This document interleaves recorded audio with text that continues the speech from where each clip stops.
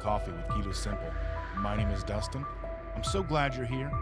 This stream will be starting soon, so grab your coffee, get comfortable, and settle in. We're building a strong and supportive community, so say hello in the chat, ask questions, and feel free to use super chats if there's anything that you want to see highlighted. Thank you for being here and being a part of this journey. Let's keep it positive and respectful as we connect and grow together. I can't wait to get started.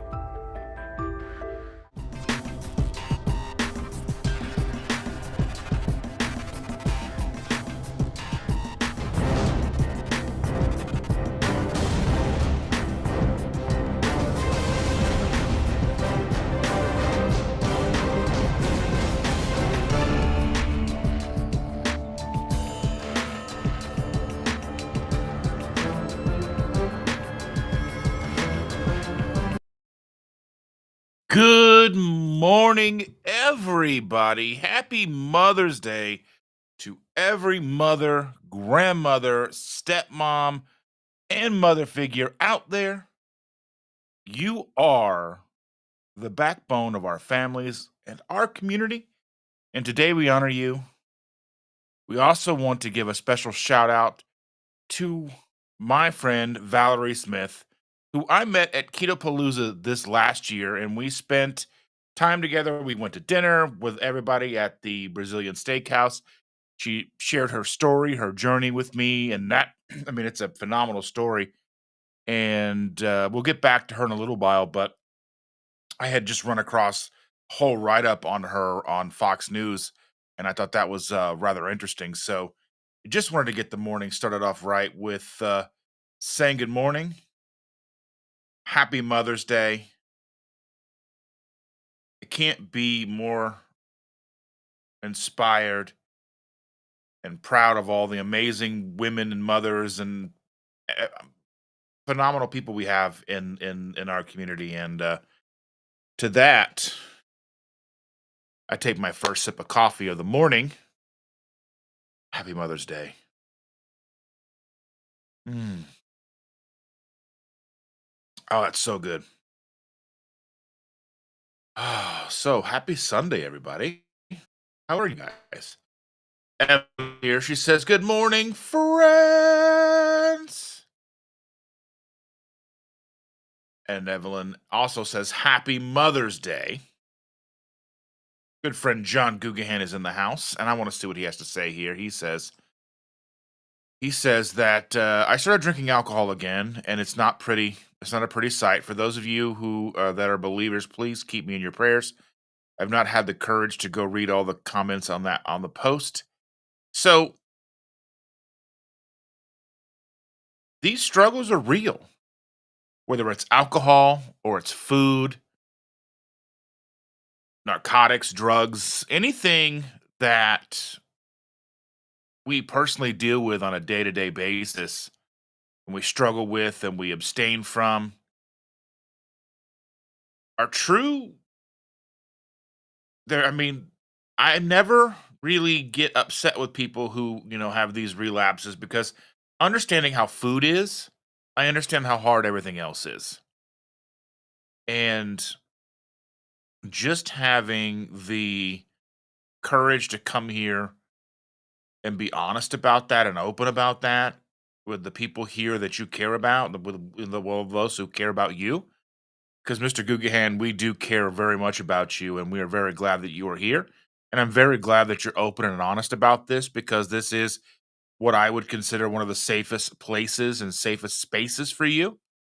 Truly, truly mean that because whether you went on a bender and ate donuts or had alcohol or whatever, and I don't know how long you have been sober, how long you've been battling with this, but again, this is a space where you can be open and honest and tell us because I'm not here to shame you.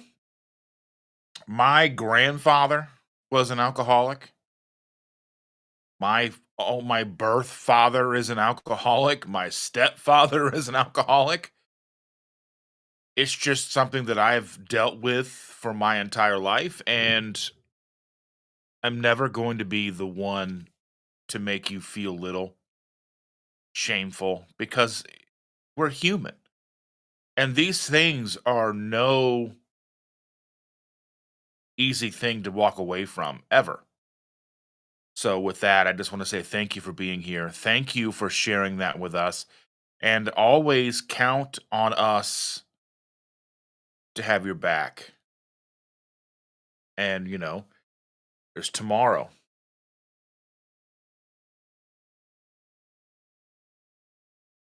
there's today. Brian Fisherman Dish says, "Good morning, everybody. Remember, you are what you eat. Eat meat."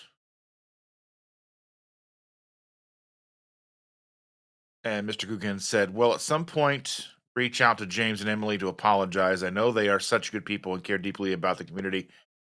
I feel so bad for saying that." Well, see, I don't understand.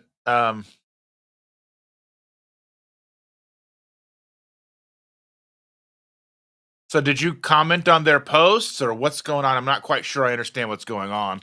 But I mean, they are understanding just like me. So I imagine that they would feel exactly the same way that I do. Yeah, Brian is happy Mother's Day to all the male or all the mothers and male or female, 100%. Mr. Rick is here. Good morning, Rick. I have something here. Yes, here it is. We've got Darkwing Duck. Let's get dangerous.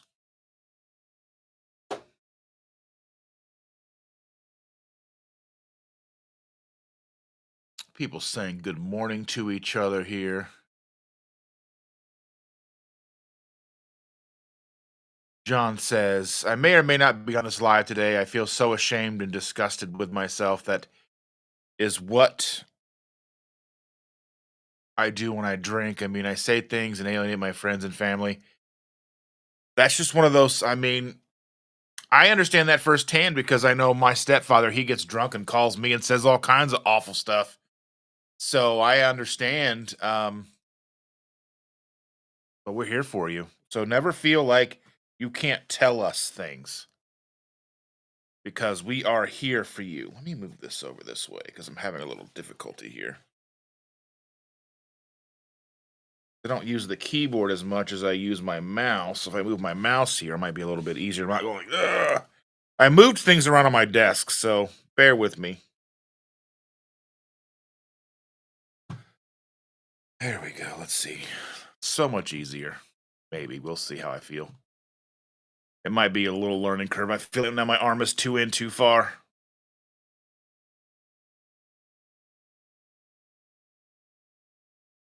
Cindy is here. She says, "Good morning, everybody. Happy Mother's Day, Evelyn."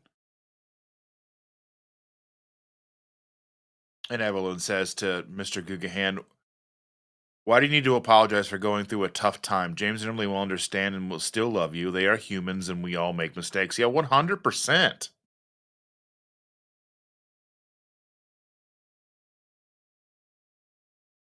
Yeah, and and Cindy has the same sentiment as me that they understand. They're good people. And Evelyn and I believe that I feel the same way as Evelyn does here is I'd rather you be real raw here and don't go hide from people who care to help. Yeah, I mean, that's what this community is for. It doesn't matter. This is for everybody. This is something that anybody and everybody can be here for. It doesn't have to just be food related. It doesn't have to be diet related. It doesn't have to be exercise related. We all have our demons. We all have things that we're struggling to get through, whether it's food addiction, alcohol addiction. I may not be well versed in how to communicate those things when it comes to alcohol. I'm well versed at dealing with people and having those people in my life, but I may not know the best things to say. But outside of that, we're here. We're here for you, and we're here for each and every one of you. And yes, Rick over at Twinbrook Acres is here. Good morning, my friend. And Andy, Miss Lady Laugh a Lot is here. Good morning, Andy. Happy Mother's Day. Brian Doyle is in the house. Good morning, Mr. Doyle. I hope you are doing wonderful today, my friend. Brenda Foley is in the house. Good morning, Brenda. And Jerry is here. Good morning, Jerry. She says, Happy Mother's Day. Yeah, I have to agree here with Andy. The pictures of Trinity for her prom, the dress was stunning. The flow, I mean, it was just a phenomenal dress, and I hope she had the best time. I never went to any of my proms. I didn't go to I was just I was kind of a self-induced outcast in a way, if you think about it. That's just how I felt. But I didn't go to any of the I used to go to high school or not. I used to go to middle school dances, but I didn't go to anything in high school. So, that's me. She says good morning to me. That's me, and I'm here. Thank you. Oh, let's see. Booby Goats is in the house. Aaron, Miss Booby Goats is here. Good morning. Happy Mother's Day, she says, and happy Mother's Day to you. Jeff is in the house. Good morning and happy Mother's Day. Erin is waiting on her coffee. I hope you have it already by now because coffee is delicious and I have mine right here.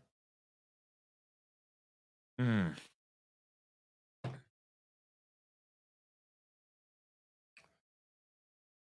People saying good morning to each other.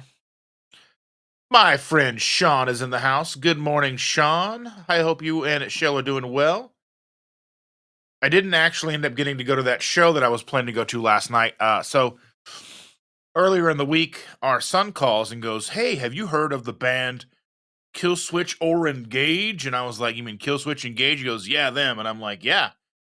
He's like, "Well, somebody says I can have some tickets." And I was like, "Okay." So I get in touch with a buddy of mine, make plans to go to the show, and well, the tickets never materialized. And tickets were expensive for the show, like. And I don't know, like, how many of you are familiar with concerts and all that stuff, and like what pricing, how I feel like a fair price should be. And I just felt it was a little more than a fair price for the show. Not that the bands don't deserve it, because they're great bands. I don't know. It's just for me, I didn't feel like it was a fair price, even though I like Killswitch Engage and I would love to see Shadows Fall again. But it was just one of those things. Tickets fell through. I guess the guy that was offering them to him gave them to somebody else. So I don't know how it happened. I don't know what the conversation was like. I just know that I was offered tickets that didn't come through. So it's whatever. But I was bummed. But and I started looking at resale sites to see if anybody was selling them on the cheap. Maybe just trying to get their money back. But they were like selling them for like twice as much day of, like 3 hours before the show. So I was like, well, that's crazy. I'm not spending $118 on a ticket to go see this band. It's a general admission ticket, and I'm like, yeah, I'm not. That's not what I'm gonna do. I mean, I didn't want to pay the $60 because with the fees and everything, it had probably been 65, $70. Which I mean, and the bands are worth it, but at the same time, like I don't know. It's just one of those weird things. It's hard to put into actual words, and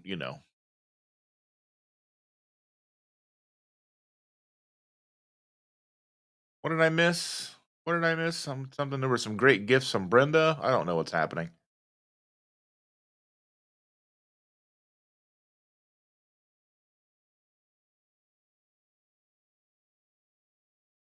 Those are some great gifts. Am I missing comments? Is there comments not coming through to me? I don't know what's going on.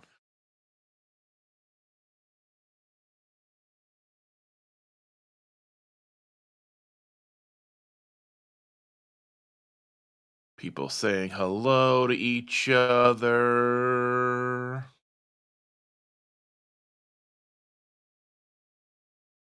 Christian Delorme is in the house.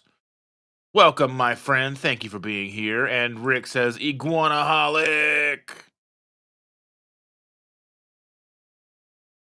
Sean says, Happy Mother's Day to all the moms out there. Jennifer Lucas is in the house. Good morning, beautiful people, she says. Good morning, Jennifer. So glad to see you.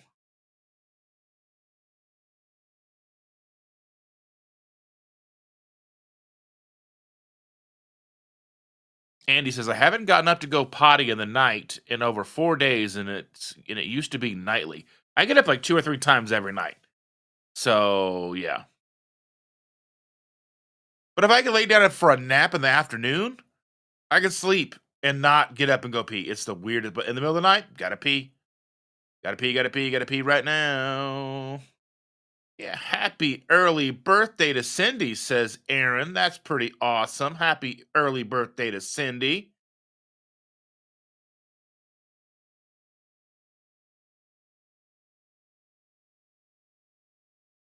Yes.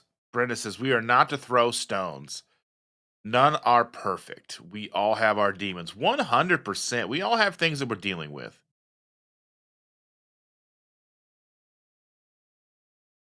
And he says that that means I'm sleeping better and I can call that a win, a non scale win for sure. 1000%. I don't know what's going on with my mouse today. I'm planning to change the battery at some point. Christian Delorme with a Canadian $5. A joke for everybody. When is the real Mother's Day? 9 months after Father's Day. That's a good one. Thank you. Thank you for that $5 there, Christian. Christian is a good friend of the channel, good friend of mine.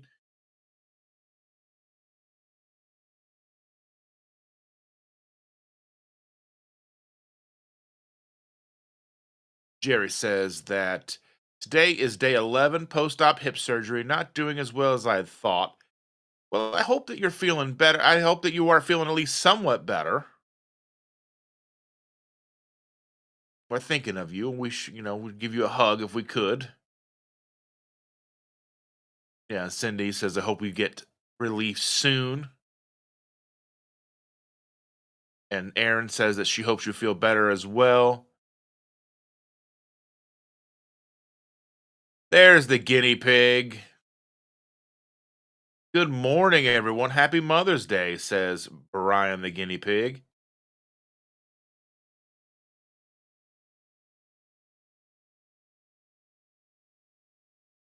Andy says her sleep score was an 89. That's pretty amazing.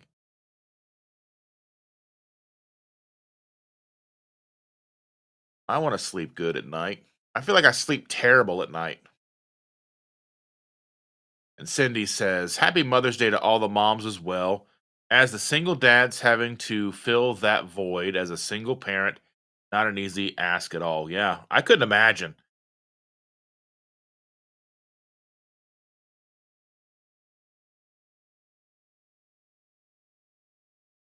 And Brenda's saying that she needs your secret, Andy.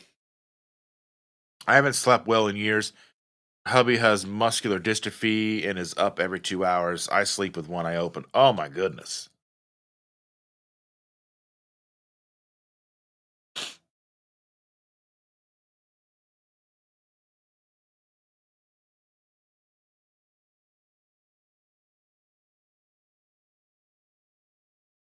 Rick didn't want to go to prom.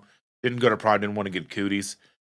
I mean, it wasn't the cooties I was worried about. I actually I wouldn't have minded the cooties. I just didn't have confidence in myself and really didn't have the money to go to prom to pay for it and rent do the tux and you'd want to do like the ride and the tickets and it was just never really the thing that I was into. I probably should have went, but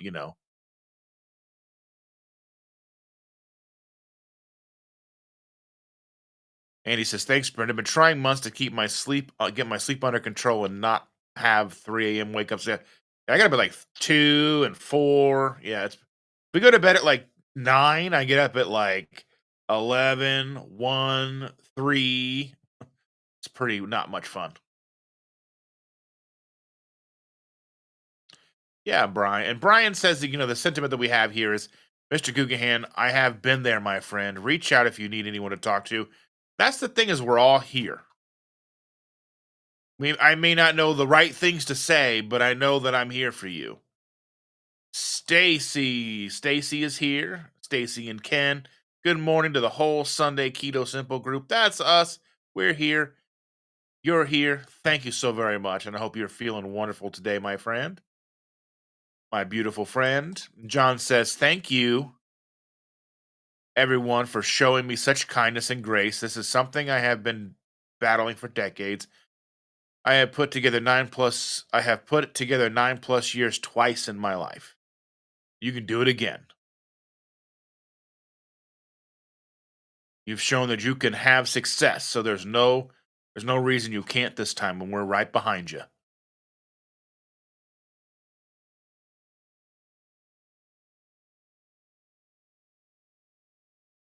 Let's see. John says, for some reason I try to convince myself I am cured and can once again become a social drinker, and that turns south very quickly. Yeah, I mean, that's the thing. Like, I feel that I'm very fortunate that that I didn't have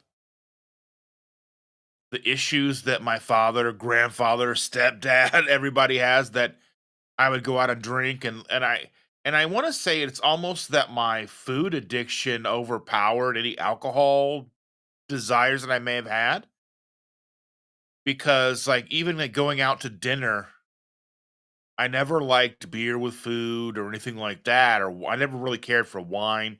I liked drinking beer at the time when I was younger. I loved drinking beer, but and I like mixed drinks and, whiskey and all that stuff. And like a nice glass of whiskey from time to time. I enjoy it.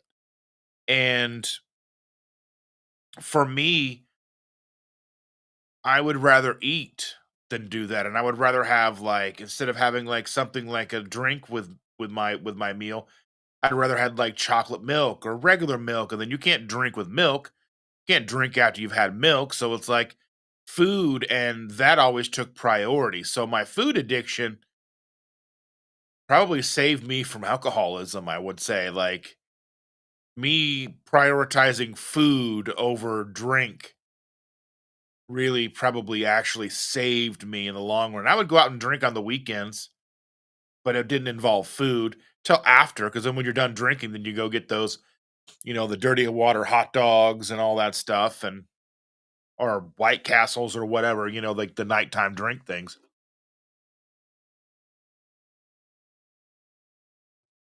But yeah,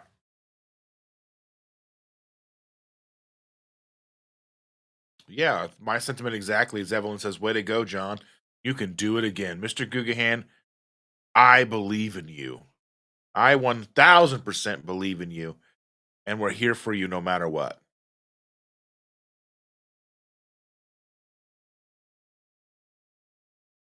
And Brian says that it's all right. Looks like time to start again. Hopefully, it will be the last. Everyone fails, falls, fails.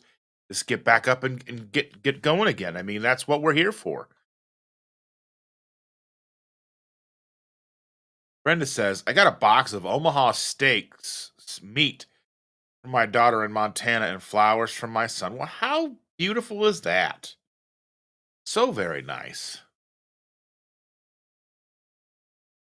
And he says, getting my cortisol under control helps. The drama of my life has been minimal.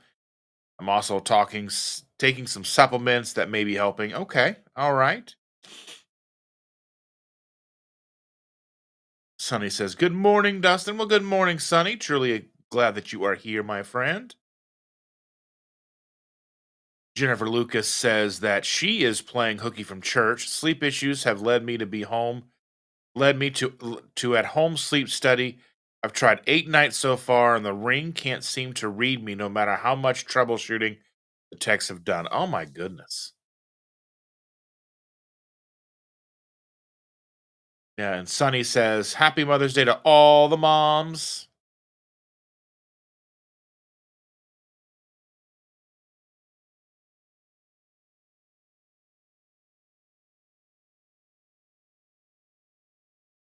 Evelyn says, better to get a box of steaks than a box of chocolates. I mean, but it's like, but at least a box of steaks, you know what you're going to get. Anyway, Sonny didn't go to prom either. Jerry says, I am documenting my trying time on YouTube. Things are shifting. No driving vids for a while. Oh, I bet not.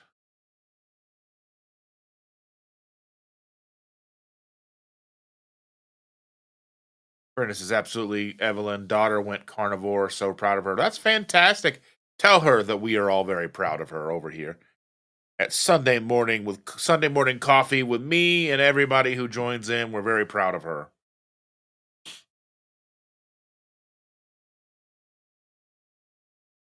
Let's see. Sleep technically suggested trying melatonin. I don't get the logic. It triggered angina, decided to be responsible and not drive to go to church. Well, that's probably a good plan. Andy says, went to both proms. Dresses were from Goodwill. They were pretty and no one knew. My junior prom date, I still pine over. He was awesome. His mom is a nightmare and why we didn't get married. Oh, I still think about people from high school and middle school and the years after that I've lost contact with. John says, it would be like saying, okay, I'm now going to bring back carbs and sugar. I will just moderate them. After a while, I would be eating a whole pizza and eating donuts and ice cream for dessert. I mean, that is a thing that we all struggle with, though. I mean, that's just one of those things I think that I struggle with. I see things like I saw like an ad for the new Domino's Parmesan stuffed crust pizza, and I'm like, oh, that looks really good, looks really delicious. But then I'm gonna eat the whole pizza. I'm like, then I'm gonna feel like crap. And sometimes that feeling like crap, I'm like, well, I'm just gonna feel like crap because I'm gonna eat the pizza, you know. And I don't know, but I understand. But like the thing is, like,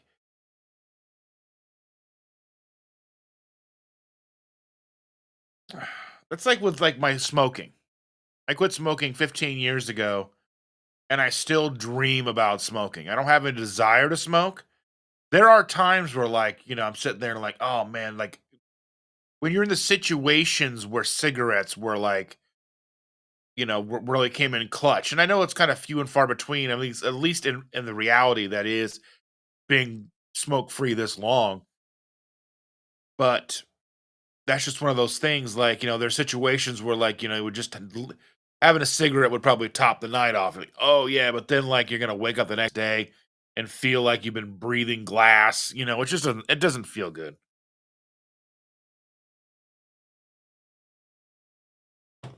But I know how, like, I feel with certain energy drinks, like the original sugar free rock stars. I had to order those from Amazon, but there was a point where I was not drinking them. I was not having any caffeine. I went like 100 days with no coffee, no caffeine, no energy drinks, nothing. And I remember walking through the grocery store, and I would see them in the little windows when they still sold them in stores, and I would see them in the little windows and little coolers at the checkout, and I'm like, oh, and I would just have that feeling, that taste in the back of my mouth. I'm like, I just want it so bad. And I imagine because, a friend of mine, his father was an alcoholic, recovering alcoholic, and he tells me, he's like, there's not a day goes by that I don't just want a beer so bad. But then I'm thinking to myself, like, I don't like whiskey never tasted so good that I just gotta have it. And beer never tasted so good that I just had to have it. It was always for me a social lubricant, like we're gonna go out, I've got a drink. But it was never so good that I'm like, ooh, I want to drink that right now. I mean, I guess that's kind of like that's how food was for me. Like food, I want to have food and I want it right now.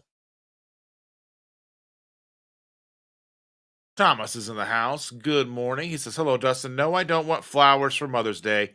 Give them to all the moms. Well, I'm asking for the moms. Do the moms even care about flowers? I know, like, Shander doesn't want flowers. She's like, don't waste the money on flowers. Now, if the granddaughter brings flowers, then it's a whole different story because, that's more about the fact that the granddaughter wants to give her something, and it's more for the granddaughter than it is for Chandra. I mean, Chandra gets flowers from the granddaughter, so that's a thing, but I mean, you have to understand what I'm trying to say. It's like it's more of the joy in the granddaughter being able to give ma something.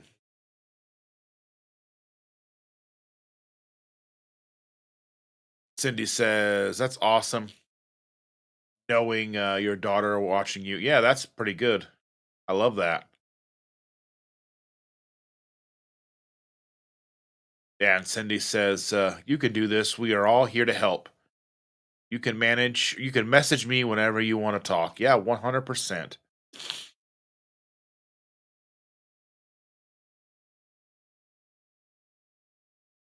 Let's see. What was I looking at here? So Thomas is telling Aaron that she had a great video, and she says that the point was to go out and get your own Mother's Day gift, possibly a Dolly Parton mug. Yes.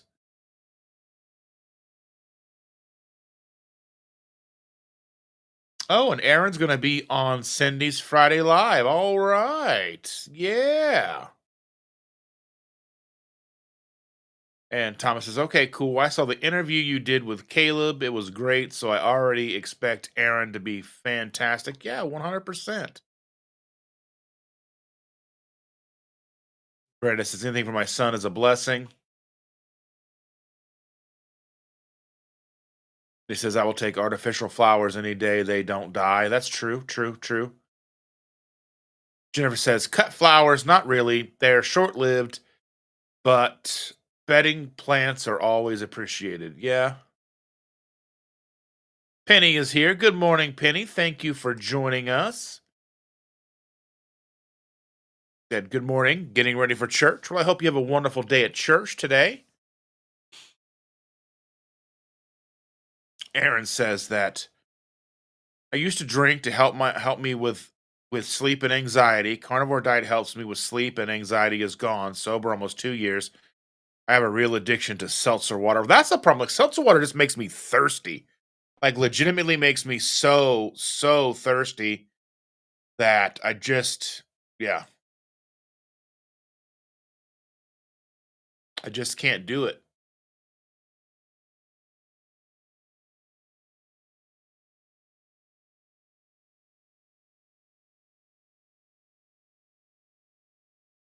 Yeah, just the seltzer water I just drink it and I'm just so thirsty. And I got some of this grape because I love grape. And I've been looking for grape sodas, like a sugar-free grape soda. It's almost impossible to find. And maybe I need to go look at Meyer. They're building a new Meyer down the street from my house. That's probably not gonna be open for another year or so, but they're still just grading the land at this point. But I bought this like seltzer that has like some grape juice in it, but it just tastes bad. Like I like having this seltzer. There was one seltzer that I truly liked. It was Schweppes black cherry seltzer. And it was so good because you could chug it and it would taste like black cherry cola. But they just like Walmart stopped carrying it when they started coming up with the bubbly and their own brands, and they just didn't have the shelf space. That was pretty crappy. But I'm like all of them, like the Lacroix, they just don't have. It's not that there's no flavor. They're just I don't. They're just something that just dries my mouth out. And maybe that's the point. They just want to sell you more. I don't know.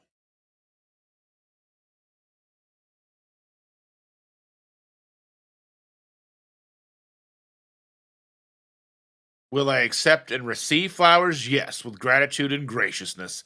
I don't necessarily want them. Well, Evelyn, that's what I mean. And Brenda says she loves Aaron.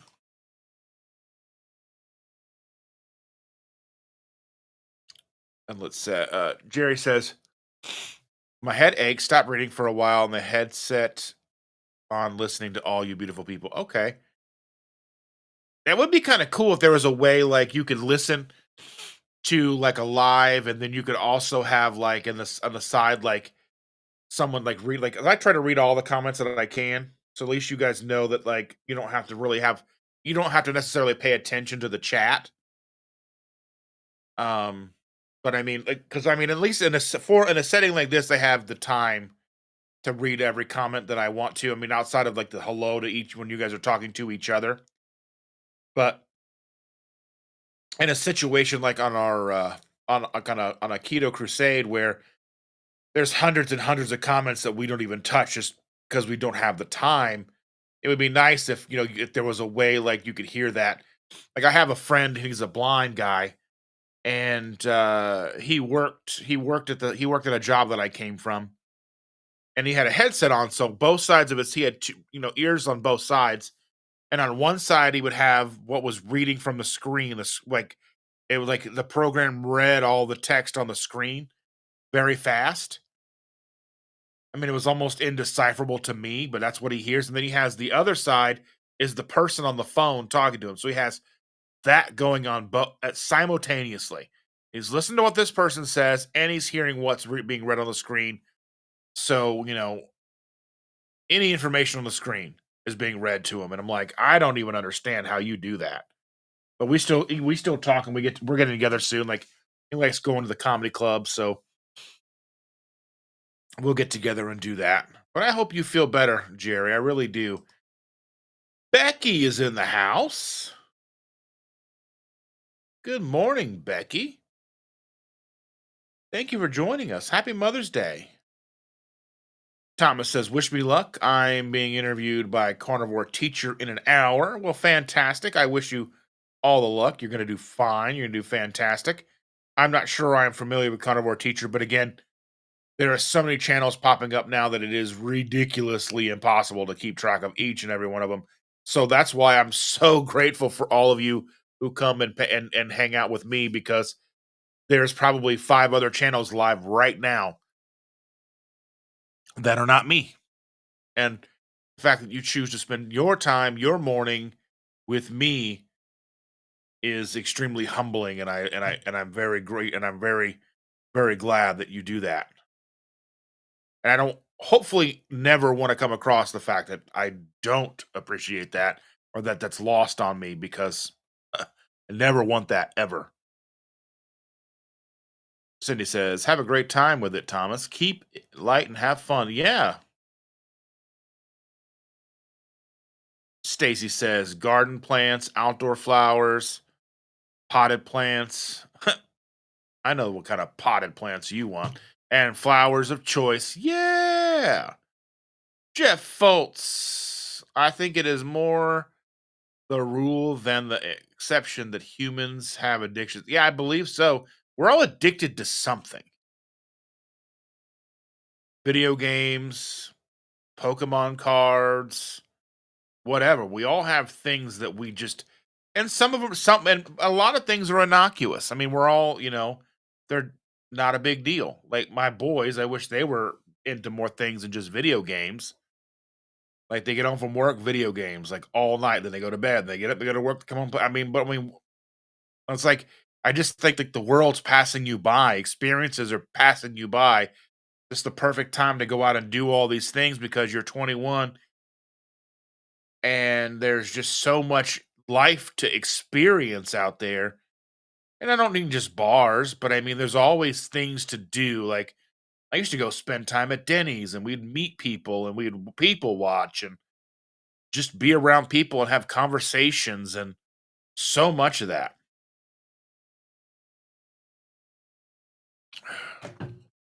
I think they're just, and I know that there's a certain amount of that when it comes to video games because they're not playing alone. Rick is talking about iguanas used to eat the flowers here. Well, yeah, and bugs.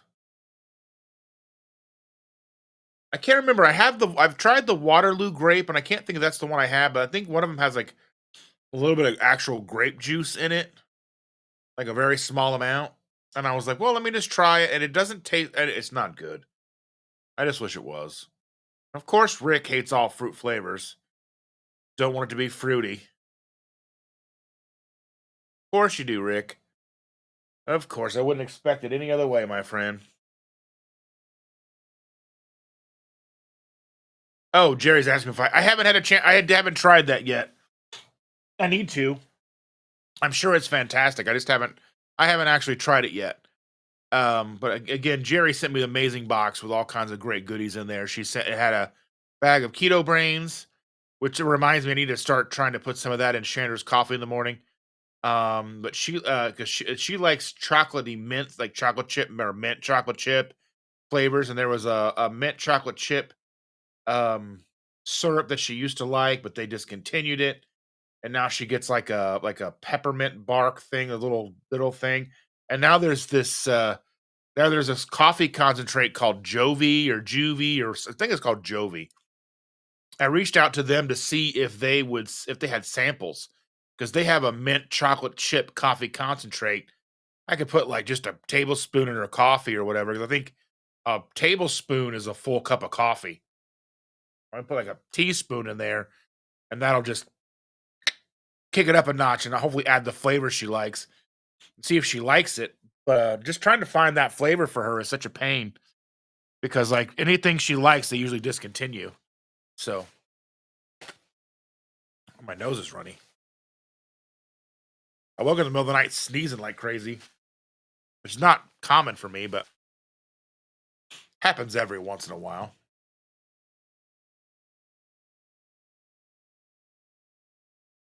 There's Carl. My buddy Carl's in the house. He says, "Good morning. Happy Mother's Day." Well, happy Mother's Day to you, Carl. Stacy says, "I can't drink anything with carbonation anymore. No matter how much salty I drink with it, I get terrible muscle pain at night." That's I wonder what the mechanism behind that is. I'm really curious about that.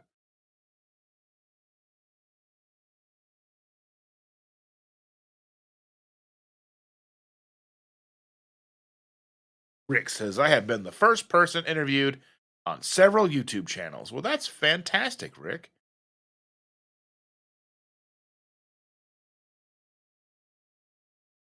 Aaron says, "You hold a hella awesome morning coffee." Well, I appreciate that very much. Yesterday, somehow we were talking about like said something like I have the boobies but no goats. I don't know. It was funny. And her kid was like, "What?" And I'm like, "Oh."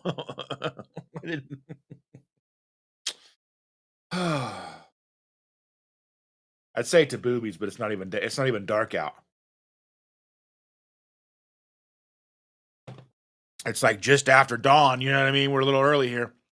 There's Sharon, my good friend Sharon. Good morning. Happy Mother's Day. Just a quick stop on the way to breakfast and then the garden center. Well, thank you for joining us, Miss Holloway. I missed you. I hope you're doing well. Hope you're feeling better, my friend. I truly do. Keto Amy is in the house. Amy is here. She says, "Good morning. I'm late. I'm late for a very important date." Ooh. Yes. Evelyn says, "I'm addicted to paper." We went yard sailing. So Friday or Thursday, Shannon and I go to drop the girl off at school. We drop her off at her 8:45 time. And as we were going through the neighborhood, we saw that there was a yard sale. Dropped her off, hit the yard sale.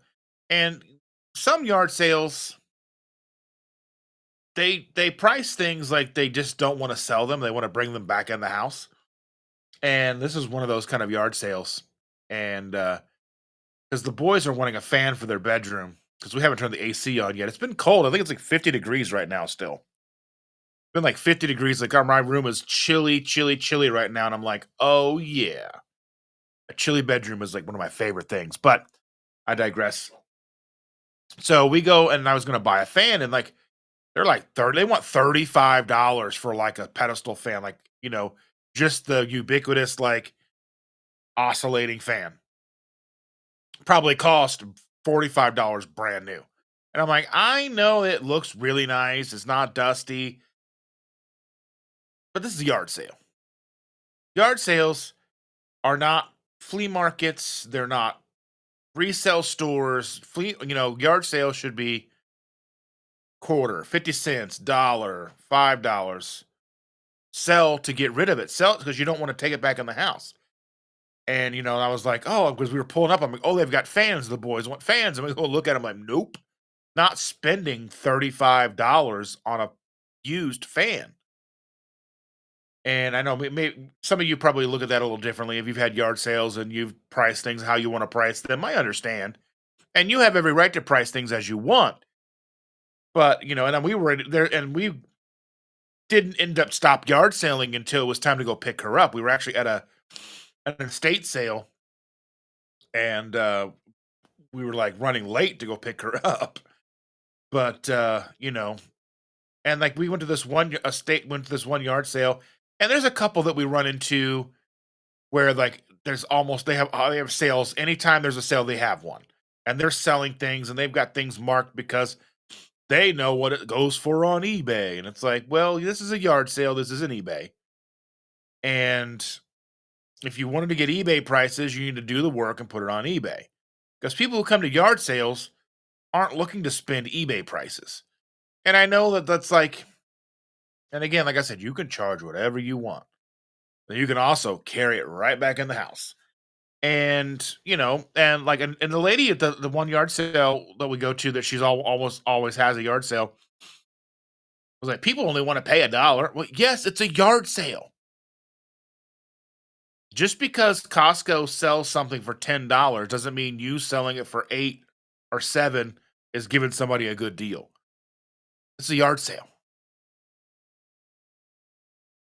I mean, that's just, and you go to a yard sale, like you're just picking up things for a quarter. Like I got this new little stand here. You can't see it. We got this little stand that props up my laptop. So my laptop is on a thermal lake thing, thermal take thing that sits on my laptop sits on, and there's a fan that blows into the laptop to keep the laptop cool. And then that's sitting on top of this like aluminum stand. That under the aluminum stand is my Rodecaster, a Rodecaster Pro. This is what my audio goes through. Mic runs into that. That runs into the computer.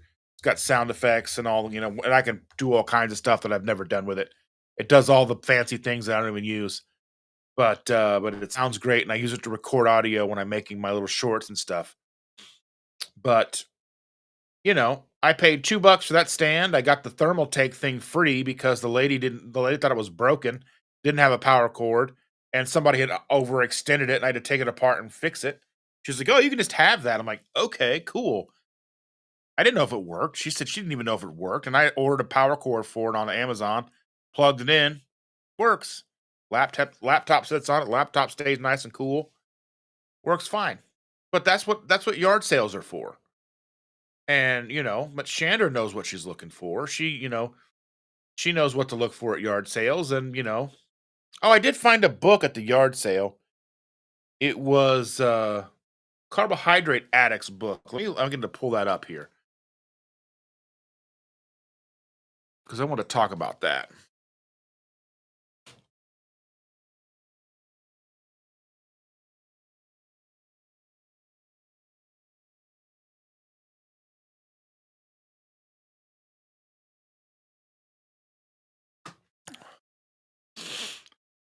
All right, let's see.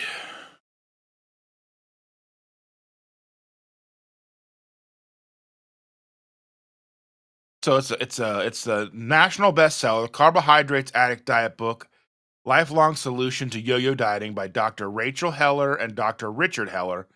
I've never heard of this book, never heard of them. I don't even know if they're still like a thing. I don't know if they're in our community. I don't know if they're like keto or just low carb or what the book was a buck. So I picked it up. I figured it would at least to be a novelty for me to something to look at. So I don't even know like if there's even like a synopsis. Have any of you guys heard about this book before?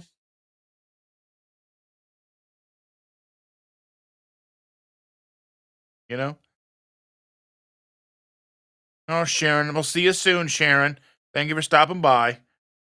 Yeah.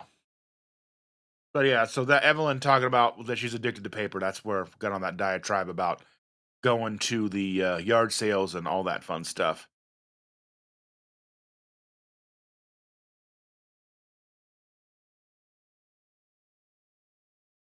Rick, things to do like chase after dinner.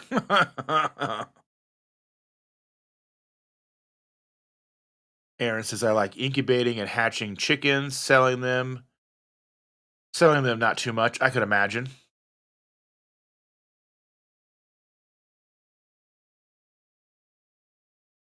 I think it might be Spindrift. I can't remember. I had to look at it. It was like an 8 pack, so whatever that is, I don't know. They're all kind of that 8 pack.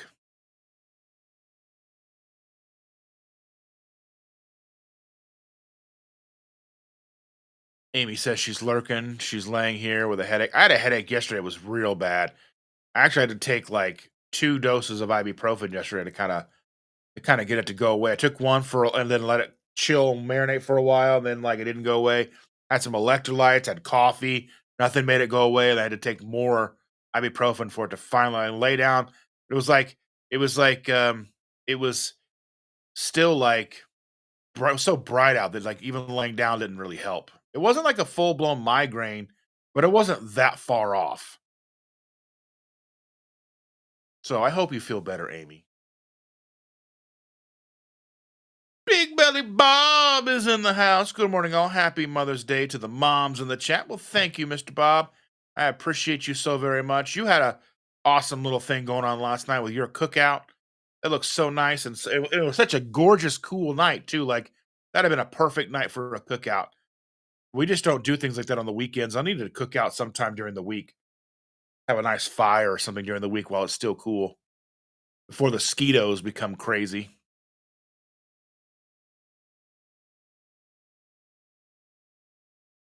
People saying hello to each other.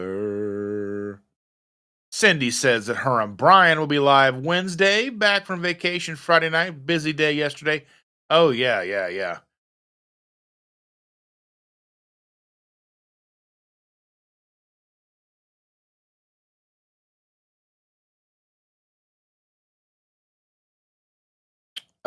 Andy says, I drink Waterloo because that's Kelly Hogan's current drink. And of course I had to try it as well. The peach isn't bad. I wouldn't mind peach. I like peach. Like I like the white peach liquid IV. And I was looking at that. I was like, I don't know if they've changed the formulation, but they're using allulose as like the first ingredient. So hopefully, I don't know, like we've been talking about like the effects of allulose and as a GLP-1 kind of thing with like with having allulose. We've been having that for a while, so I don't know if that's been having any kind of impact on us, or if there's any negative impact with any other ingredients that might be in the liquid IV. But having a little bit of allulose, it's probably 6 grams of allulose or something like that. I don't know what that's probably what, a teaspoon, something like that. But yeah, I don't know. I'd have to kind of maybe when Chris and Ash get in the chat, I'll ask Chris what he would think about that. Let's see. Sharon says that she's doing much better. Energy level finally returning after the end of the treatments. Well, that's fantastic. I'm very glad to hear that. Everyone's congratulating her, saying that they're glad that she feels better. Rick says from Twin Acres that I hope to make the live, Cindy. I'm finishing a huge project at work and have been working late most nights. Cindy said we had a yard sale at the end of April. Many things went for $1. Brian sold vinyl for $2 each. We made about $200 that day. That's awesome. That's good. Evelyn said we shopped for used gowns for Trinity for prom. Let's see. At resale shops, they were asking $200 to $300 for dresses that needed mending and fitting. We got a great deal on the one she wore. That was such a stunning dress. Make sure she knows that she's gorgeous, and that dress just was like fit her to a T. And you know, if you helped fit that with her, then kudos. You're that fantastic job. Looks stunning. I hope she had the night that she deserves. And yeah, I hope those memories were really good, and everything that she hoped they would be. Yeah. Thomas says, I have does sales at flea markets here. Yeah. Yep. Sharon says that she's out of here. Let's see. Jennifer says, brother just had a yard sale and made over $1,000. They had a bunch. They had leathers and other well, yeah, I mean, okay, there's things like you go to certain types of, places and like they have specialty stuff and you have, I mean, like you're selling something. Like we drove by one yard sale and it was basically all Milwaukee tools. That was basically the only thing they were selling. So we just didn't even stop because I understand Milwaukee tools are really good. They're kind of the best on the market, but I don't need that. And I know he's going to be charging what he knows they're worth, but that's more than I'm willing to spend on something. So we didn't stop. And we've gone to yard sales. We're like, well, everything for the next hour is a quarter. Okay. And I think that was one of the yard sales where I got this thermal take thing for free. But I mean, if it had been a quarter, it was a quarter anyway. So I mean, there's things that you'll pick up and you're like, okay. And yes, I mean, we kind of do double duty at yard sales. We're there trying to buy things to resell, certain things to resell. And we're also buying things because there's things that I'm looking for, things that she's looking for, things that, we may want for the girl, books, certain toys, paper crafts, bought her a bunch of bread, jelly bracelets and stuff. Little coin purses and things because she likes bags, she likes purses and all that stuff. Went to one place and they had these cute little bags. They were like $9. And I'm like, well, I don't want to spend $9 on some bags, like, purses for her. If they would have been like $2, I'd have been like, sure, sold. But I mean, that's just kind of how, when I'm going yard sailing, I don't want to spend a bunch of money because it's a yard sale.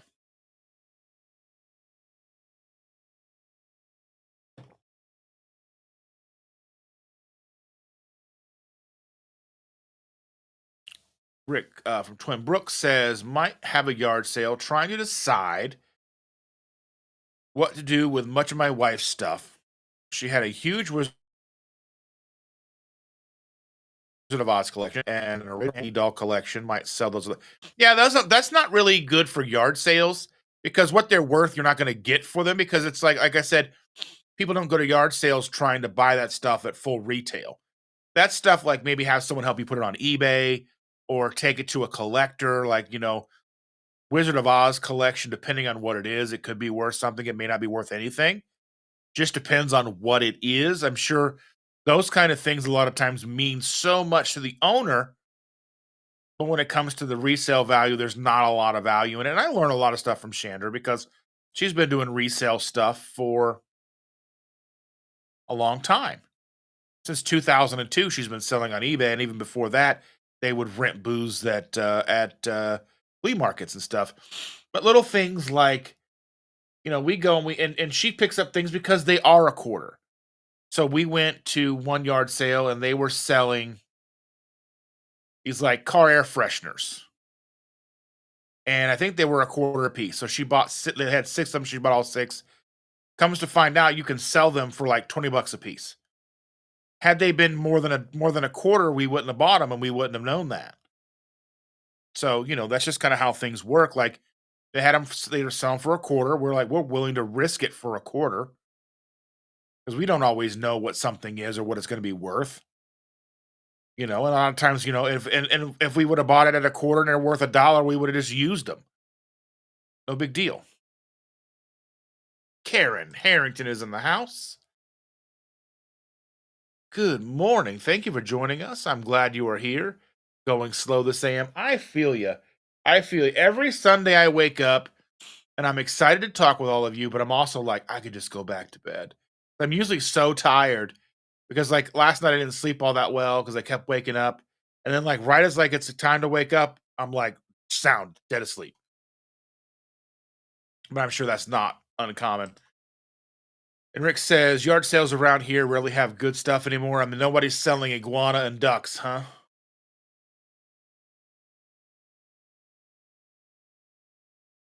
Tanya's in the house. Good morning. Happy Mother's Day, Tanya, if that applies to you. Really appreciate you. Brenda Foley says, I need to yard sale. There is an antique car club let you set up for 10 bucks. A lot of work. I have to do everything by myself. A lot of lifting. Oh, that's yeah. We're having a community sale next weekend, I think. So I think the kids will come over and set up in the driveway and sell stuff and hopefully sell that big old table we have. We have this big, huge transformer table that's just so heavy. It's like 100 plus pounds. It's just so heavy. And I have to move it all the time to get in and around stuff in the garage. And I was like, just get rid of it. Sell it for 20 bucks. Just get rid of it. But because they always want to sell it for like 50 bucks or more. And I'm like, it's more of a hindrance to me than it isn't. So we're like, Shannon, can we sell that for like 10 bucks? Because it just every time I do stuff in the garage, I gotta move it. So much stuff in the garage could just be sold.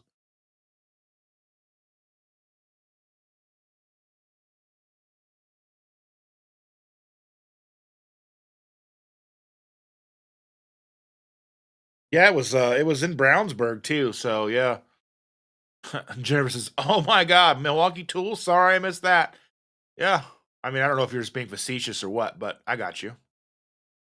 But don't forget, ladies and gentlemen, boys and girls, let's look at this here because I want to go ahead and I want to talk about something that coming up real fast.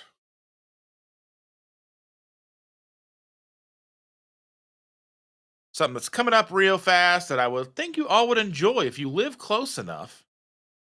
I think you guys would truly, truly love to be there. Let me go ahead and pull this up, ladies and gentlemen. I can figure out how to do it.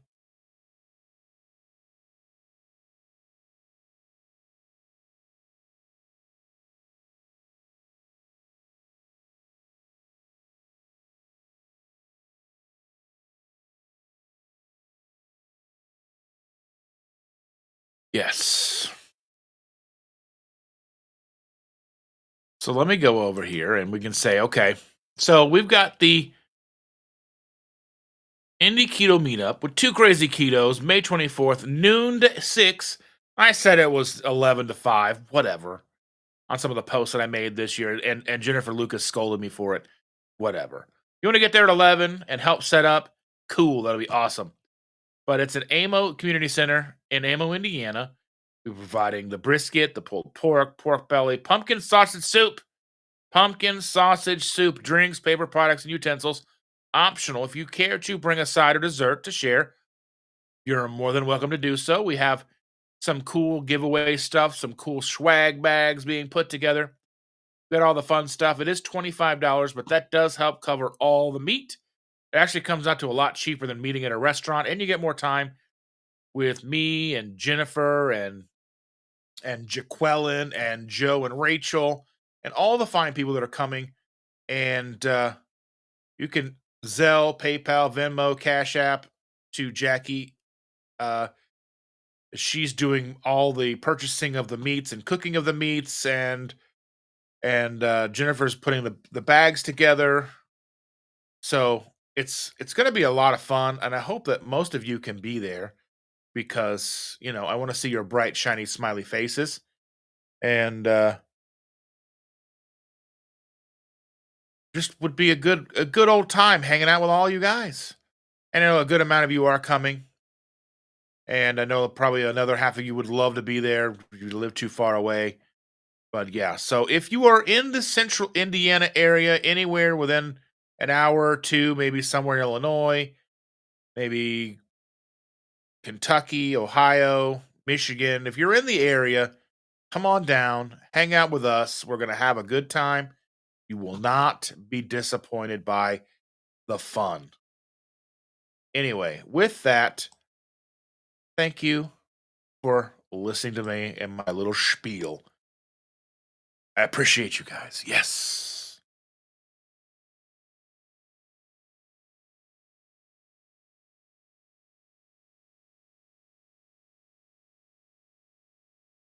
Karen says that your poll, yes, I love flowers. However, I'd rather see my gifts They live 12 hours from me. Oh, that's the problem. It's like we talk about moving to places or having, but we wouldn't want to move anywhere where the kids aren't. So we wouldn't like the kids live close to us, and I don't like them not living far from us. I don't want them living far from us.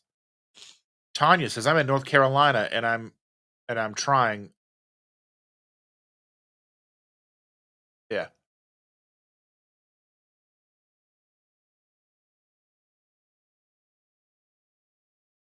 and I'm trying liver mush. I don't know what that is. That doesn't sound good. And he's got the right ideas. Hit the like button, please. Thank you. If you are on one of the other platforms watching this on Twitter, X, Rumble, wherever, say hi. Let me know what's going on. I want to hear from you. Come on over to YouTube and subscribe.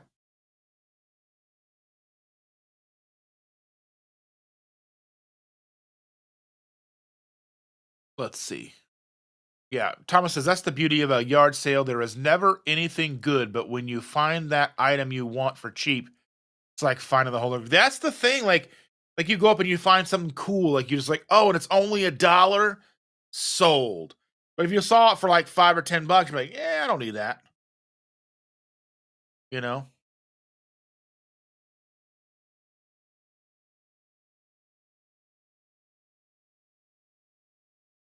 Aaron says liver mush has cornmeal in it. Huh.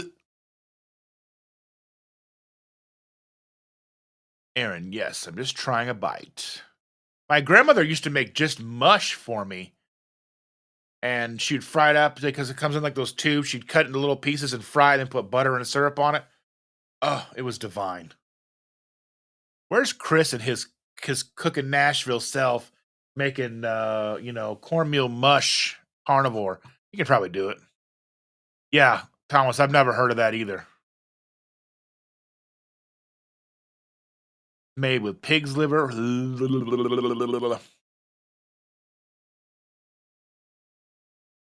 It's definitely different, she says. Ooh, ooh.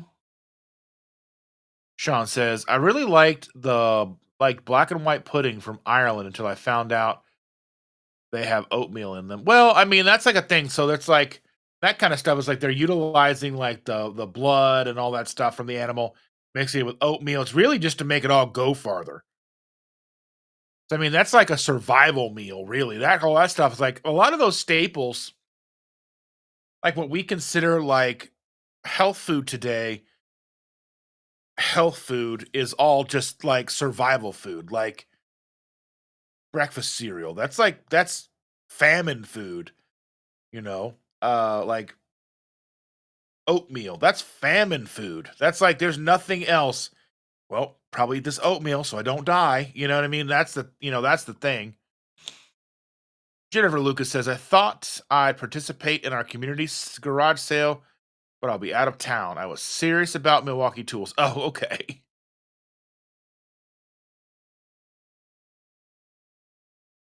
Oh, Thomas. Oh, so it's kind of like Scrapple. I've heard of Scrapple. They sell that in like the Pennsylvania. Like I think that's like isn't that like a Philly thing? Philly, Pittsburgh. Maybe I'm mistaken, but I think that's where I've heard about it.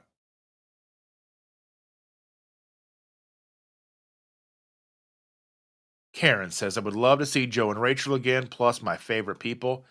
Yeah, we want to see you too.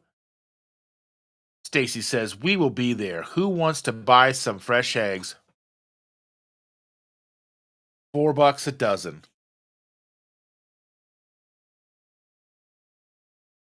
I will buy 10 dozen from you. If you bring me 10 dozen, I will buy 10 dozen. Cindy will be there. Yeah.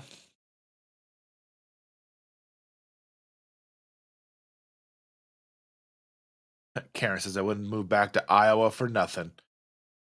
Rick says, I live far from everyone. You live close to your ducks and your iguanas. You wouldn't know what to do anywhere else. Thomas says, oh, okay. I've never liked Scrapple, so I won't try it then. Sean says, I fall in the live too far away category. I feel that. Cindy says, nor would I move back to New Hampshire. Ooh, ooh, ooh. Too expensive to live there. Jennifer Lucas says, eggs. Yes, please, Stacy. I have a few egg cartons. Oh, I have egg cartons to give you too, Stacy. Plenty of egg cartons for you, Stacy. So I will bring those. I like those, the more rectangle ones, like the 6x6. It's like where they're like 6 and 6 instead of like 6 and 6. Like the long ones, they just the little mint, like the ones that are like shaped like this over this. They just fit better in the fridge. I like those better.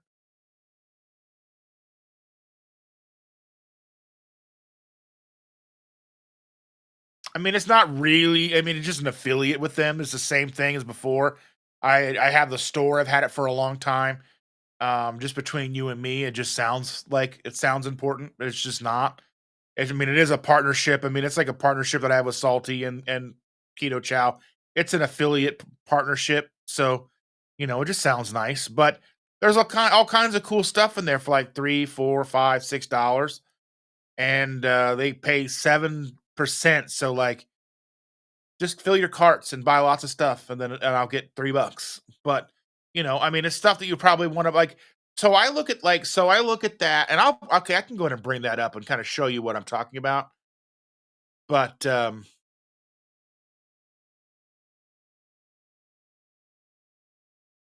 let's see.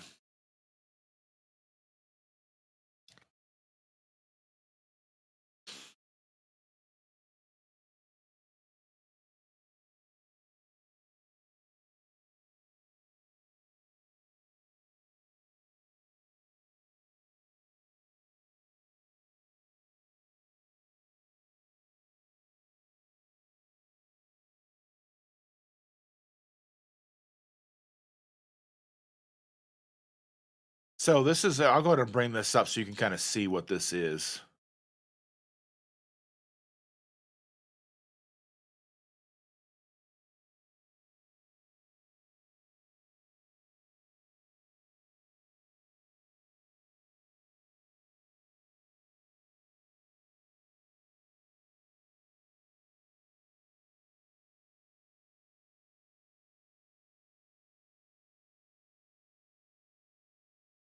So basically, what this is, I have 91 items in here, and I just kind of fill it full because they kind of go away. But there's like these cool little like spice rack here,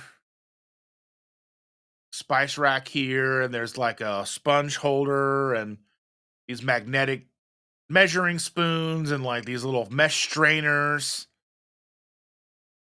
like the plastic straws. I know that people use metal, but sometimes those plastic ones come in handy.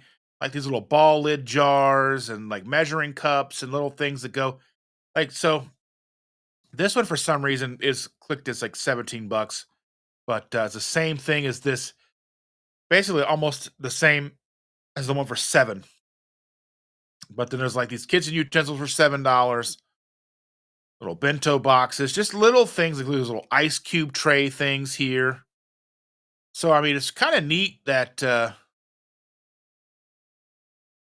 these things. I mean, it's kind of like the Timu or the Temu of Amazon. It's called Amazon Haul, so it's basically Temu. So anything you guys go in here and buy through my link, and there's like stainless steel things and like can openers and different shape air fryer things, bacon grease containers, all these, just silicone mats, things to hang your stuff up in your pantries, all that stuff. There's like piping bags. If you watch Chris Cook in Nashville, he's always utilizing piping bags, and here's that kind of thing. Things go in the back of your sink. Just cool little things that you would spend like $8 for 3 of these silicone mats. That's pretty sweet. 2-pack stainless steel scrubbers, like metal straws or whatever, and then like kitchen shears, oil sprayers, and stuff like that. Just all these little things that like you may not realize you would like, but they're just affordable enough to spend money on. Like $1.29 for some stainless steel, heat resistant kitchen tongs. I mean, come on. So I was like, well, this is kind of a good idea because I mean, we all do cooking, we all cook, we all need kitchen gadgets, and I know I always try to resist the urge to look through Timo, and I wouldn't buy things because I had bad experiences with Wish and they never showed up. So, like, you know, you click the link and then, buy things. I do get like 7% commission. So, I mean, like, if you're buying something for a dollar, I'm getting 7 cents. But it doesn't change anything for you guys. But you can just go hog wild and buy some fun little stuff to have around the kitchen to make life a little easier. And I get a couple bucks. That's why I kind of figure it's kind of cool, kind of fun, because it's like it's not so expensive that you're going to like go crazy. Like for some reason, like this doesn't have a price, so it's probably this item is unavailable in color or style. So you can just click on it and see available items if there is any. So then they're showing up for like $11, $14. So these are a little more expensive than they were when it was on the haul site, but you know, but they're fun. I have a couple different ones like this on my counter that hold the bacon grease. But yeah, so if for some reason they don't have anything available, like I said, they do kind of disappear from time to time. So they don't always have them; they sell out. But there's just like 90 some items, and I'm always kind of scrolling through, looking to see what's there to kind of add more stuff, trivets and things like that, and aprons and different colors and different things and little measurement conversions like refrigerator magnets and little kitchen funnels and all that stuff. It's just kind of neat stuff. So I figured, why not? If you're interested, it's in my shop. You can find it in my link tree that goes to the shop goes to my link tree. So that's all good for everybody. But yeah, Stacy says next weekend we are going to meat stock in Gatlinburg. The proper human diet family. That's right. I would love to be able to go to that. I think it would be a lot of fun. I think it's overpriced for what it is. It's so expensive. Like 2 grand to stay there for the week. And it's only 2 days of like conference stuff. Like, are all the people on the poster gonna be there? There's like so many questions I have.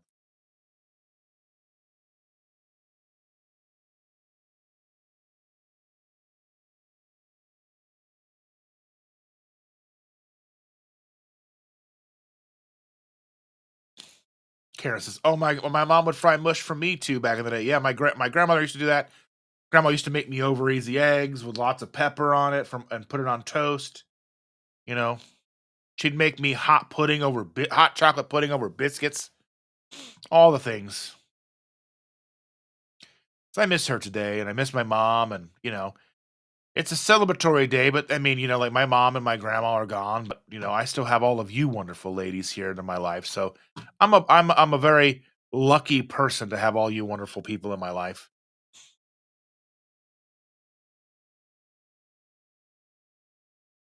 See, Brenda says I have to make a plan on January 1st. Ask off from work. I already have plans, but I am not dependable. So many things can happen I just can't control. So I just don't commit. Yeah, I understand that.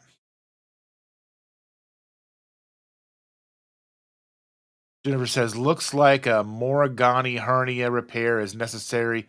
It's big enough to put my fist through. Oh my goodness. I'm sorry for that. Thomas, have a good interview. I know you're already gone, but good luck, my friend. You'll do fine. Break a leg and all that fun stuff.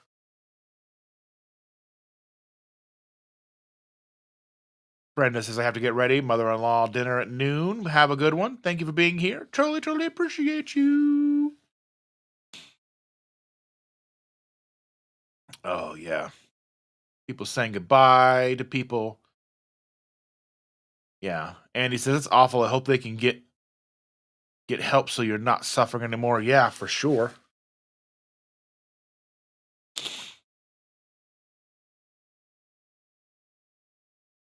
Everybody needs those oil sprayers. I got two. Use one for my starch works. Amazing. Perfect mist. Oh, yeah. That's awesome. And Evelyn put up the key, put up the link tree. You don't have to do that. You just go to shop and that'll take you right there too.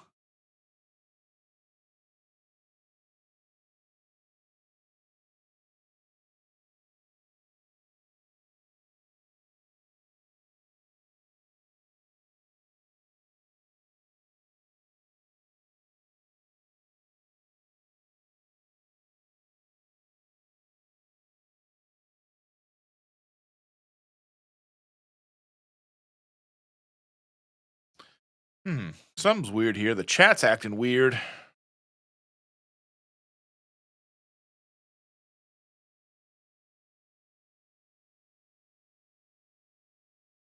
The chat's not showing me everything on this side of things. There we go. Sean says, Cindy, you have created a monster. Every time Shell sees something that's weird or something bad happen, she has to say, "What the hell? What the hell?" Sounds about right.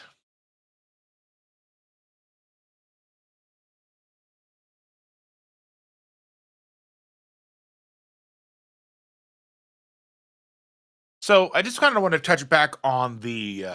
I'm gonna bring this up here. I'm gonna go ahead and bring that up.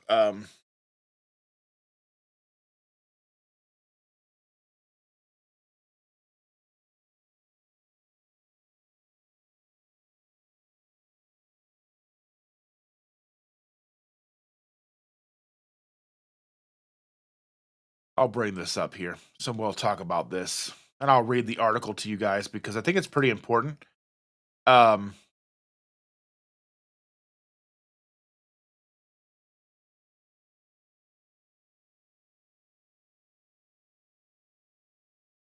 and she's part of our community, and I think she's a really fun person. And I'm glad I got to meet her. I know a lot of you met her who were at KPL as well. So I think that's pretty awesome.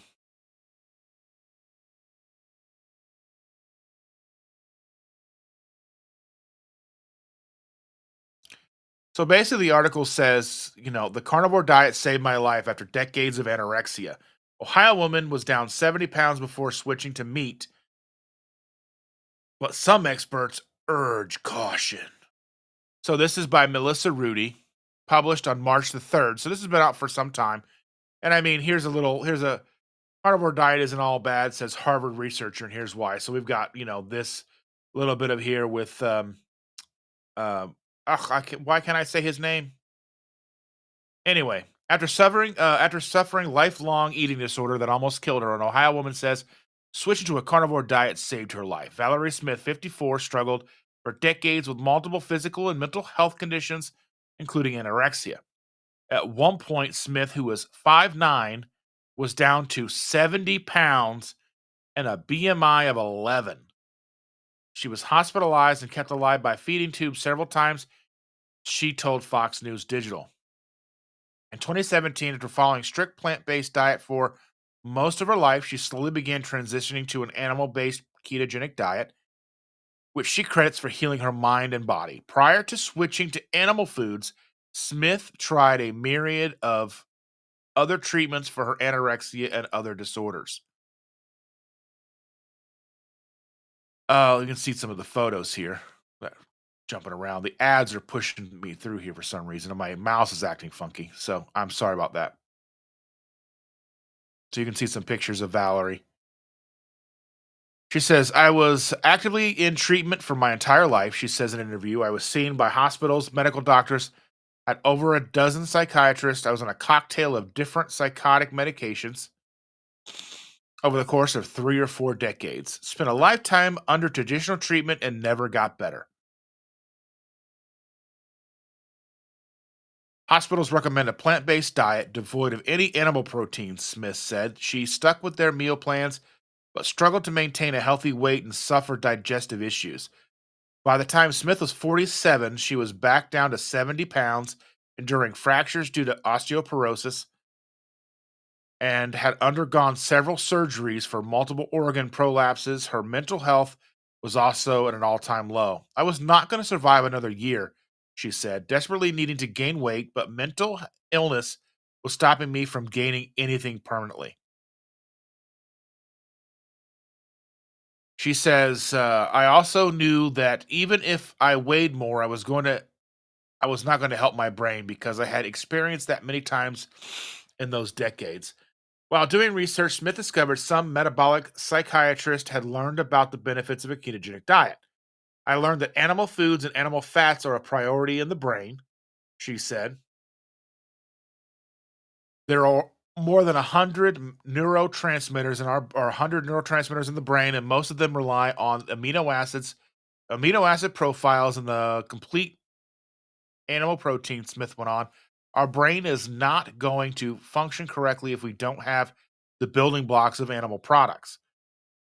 After 35 years of not consuming, excuse me, any animal products, she decided to experiment with adding them back to her diet.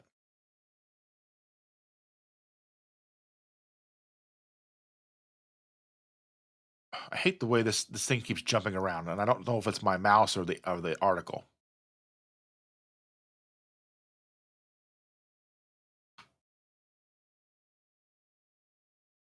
She said Smith started slowly with just one bite of meat per day each week.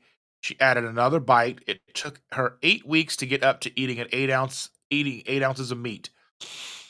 At the 3 month mark, she began to seeing improvements, not necessarily in her weight, but her mental health. My depression and anxiety were lifting, Smith said. At one point, I had not gained any weight yet, so it was not weight gain that healed my brain. It was the ketogenic diet.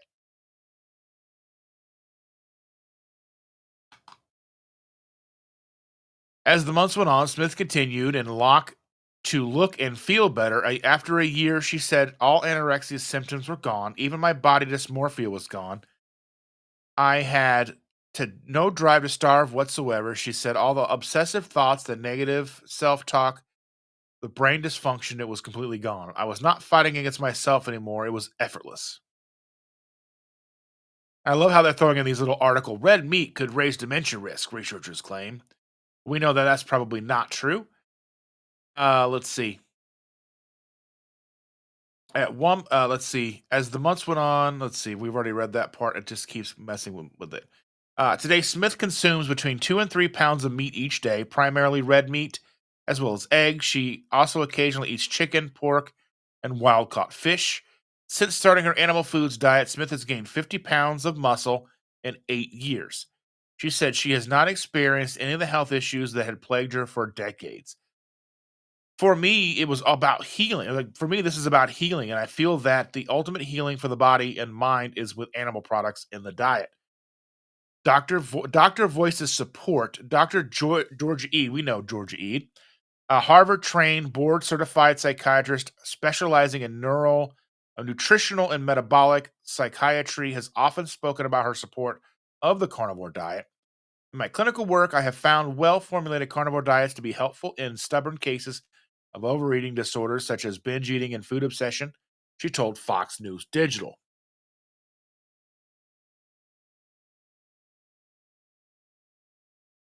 Some patients have reported relief from food noise, and that's something that I have. I have when I'm eating primarily triple B and E, my food noise significantly lowers, and I just feel a lot better.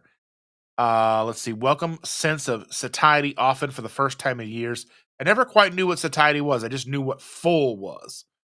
Research has suggested that carnivore diets may be exceptionally useful in treatments the severe that in treating the severe malnourishment of anorexia. Eads said meat contains all the nutrients we need, and most in their most bioavailable forms, and without the anti-nutrients and defensive toxins naturally found in plant foods.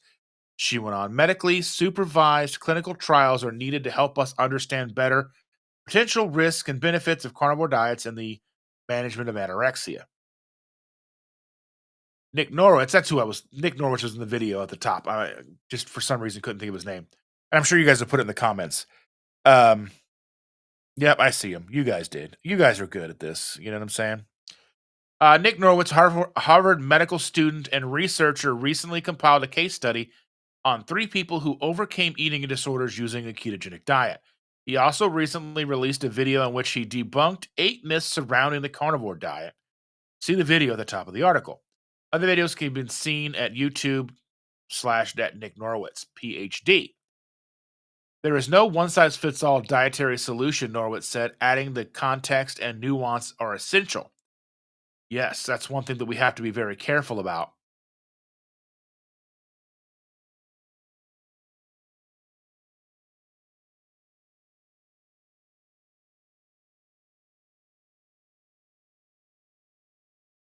Let's see.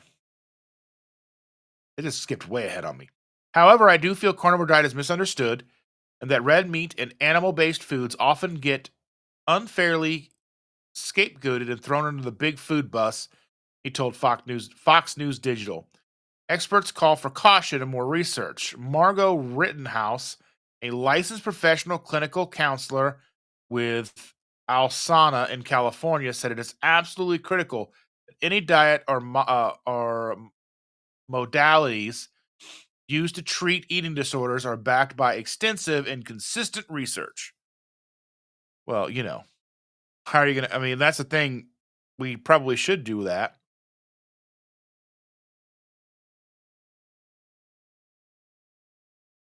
We should always be looking into this. But I think you have to look at too. You have to look at the anecdotal evidence as well. You can't look at thousands and thousands and thousands of people who are living this lifestyle and just completely overlook the anecdotal side of things.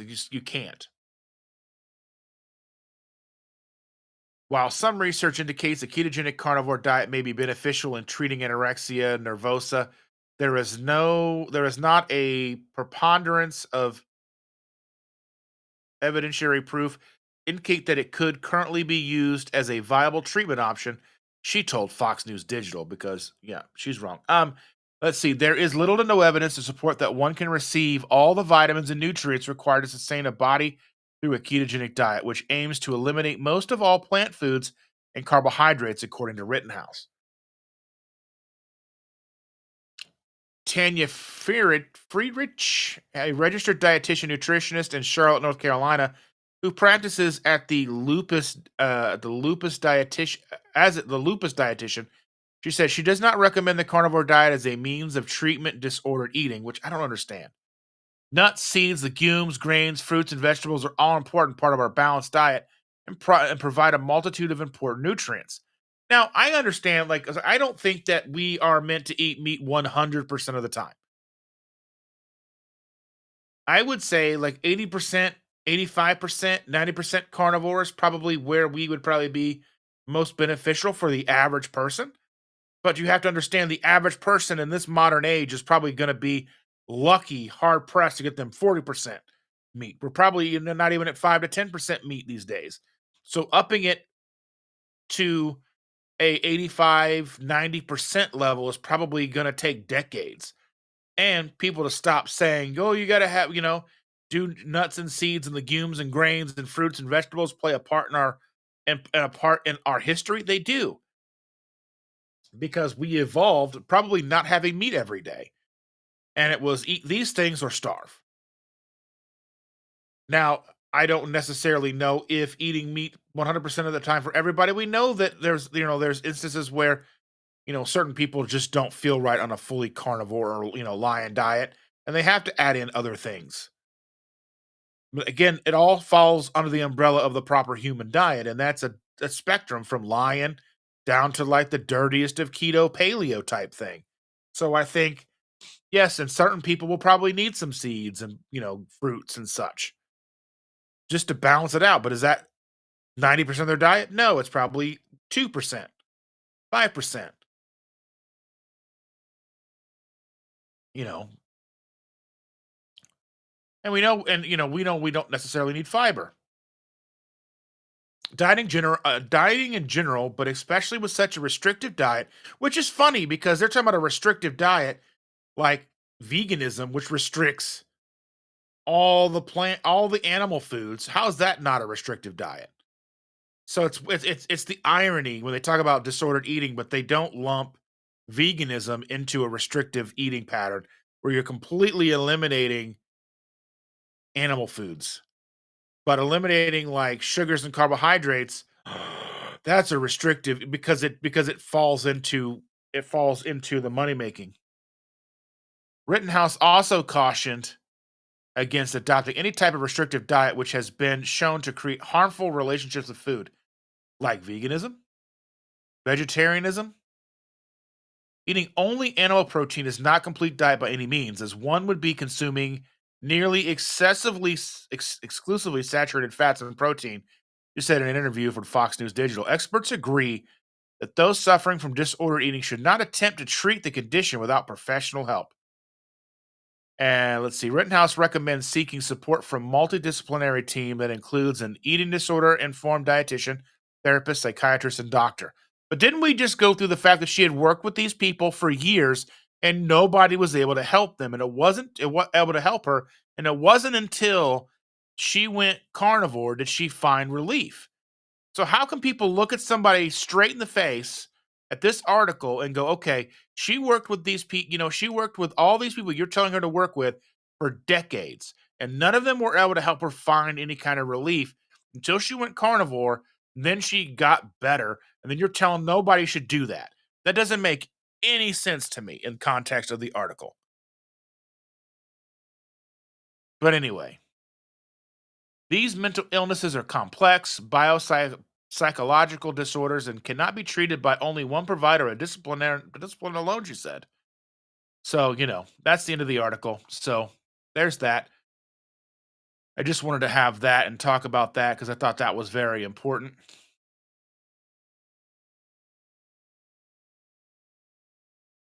Thank you for that. Thank you for listening to that. You know, Andy Carnivore's in the house. Nick Norwitz. Thank you. Everybody saying Nick Norwitz, Nick Norwitz. Yeah, couldn't think of his name. Oh, yeah, the expert should do more research. That's right. But thank you for being here, Andy Carnivore. I appreciate you, my friend. Evelyn is sharing the article right here. If you want to look along that, look if you want to go and look at that after. Um, Andy says we're having ribeyes for lunch, and we're going to see the Minecraft movie. Have a great day. Chicken jockey. Anyway, I fight this fight with the nutritionist at work all the time. She is always putting out the people need to eat fiber. Tell her all the time that fiber is sugar and not necessary. Penny is here. Thank you for being here, Penny. All y'all heading out to church. Have a great, blessed day. Well, thank you, Penny. I appreciate you very much. Yes, yes, indeed. Yes.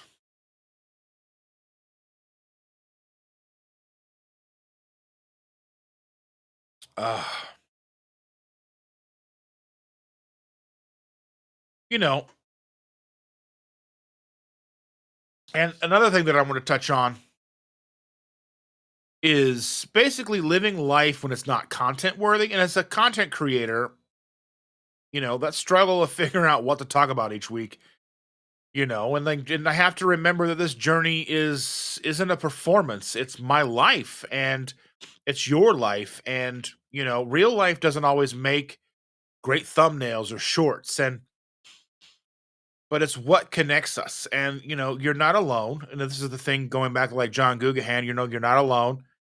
You know, I mean, if it's been, a messy week or you've fallen back on old habits and the struggles of consistency, and the importance of showing up even when you're not on, someone from like me, like I do kind of have that thought like when I'm putting together these lives, usually the night before, a couple days before, like what am I going to talk about? What am I going to talk about? And I start doing little searches and start thinking about my week and I just I always want to make sure that I'm giving you guys the value because your time is important to you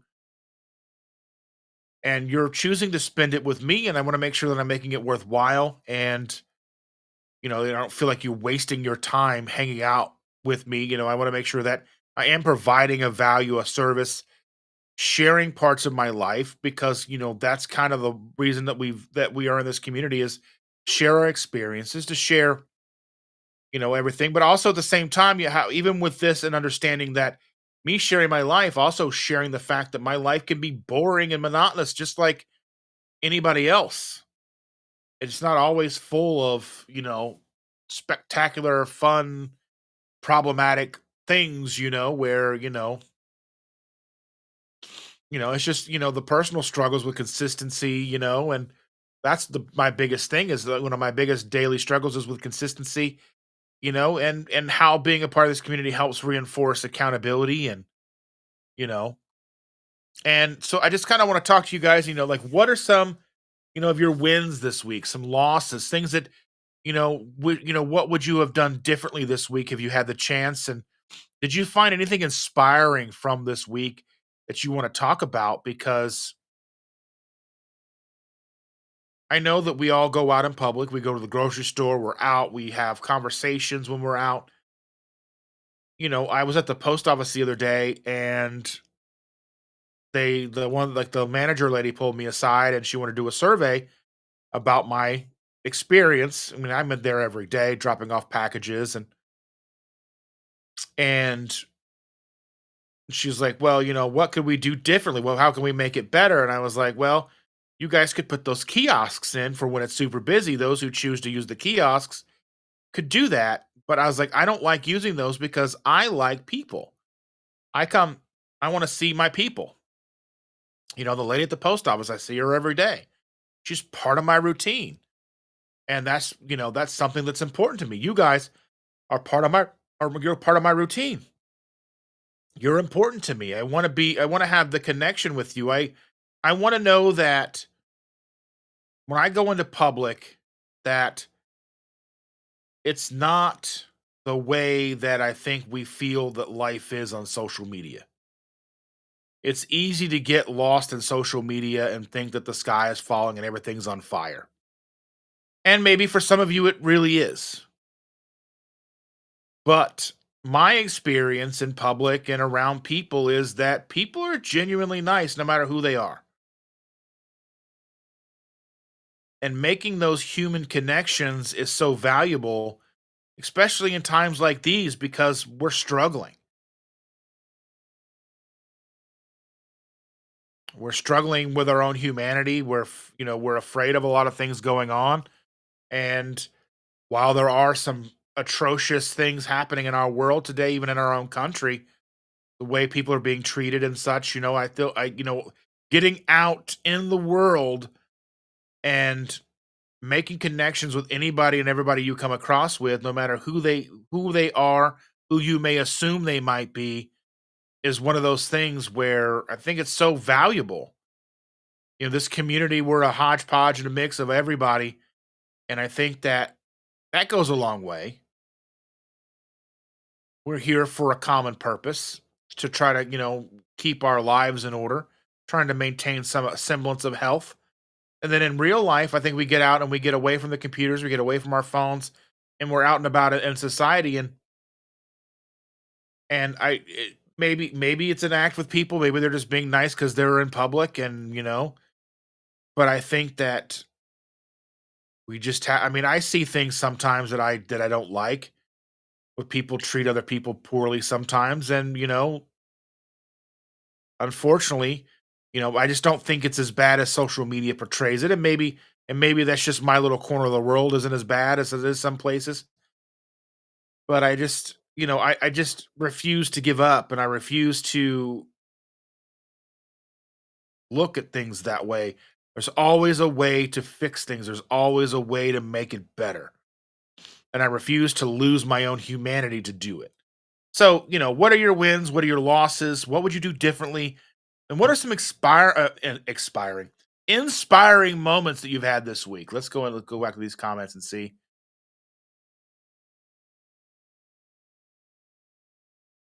Metamucil has lead in it. Ugh. What's in my cup? My cup is butter, heavy cream, espresso powder, and boiling water. Well, it was boiling until I poured it into the cup and let it sit for an hour.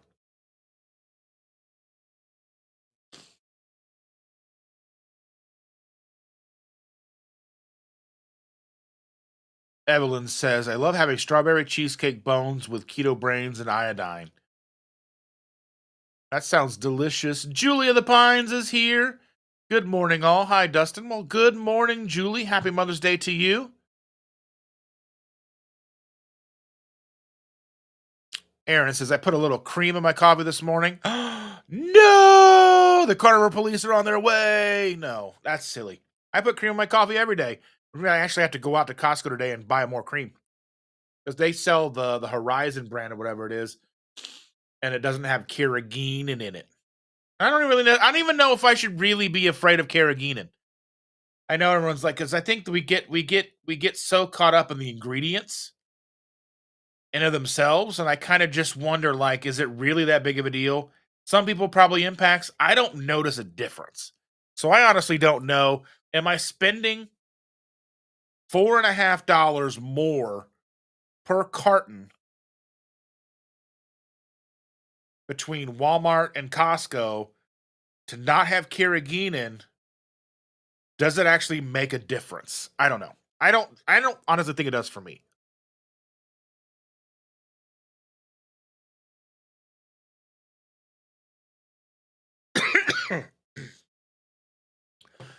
Aaron says I used to drink milk with a little coffee in it, usually drink watered down black, and heavy whipping cream is okay for today. I just like heavy cream in my coffee. And I know people will say, well, if you can't drink your coffee black, then you don't even like coffee.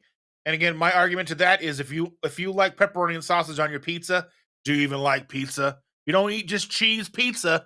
Do you like pizza? I love pizza.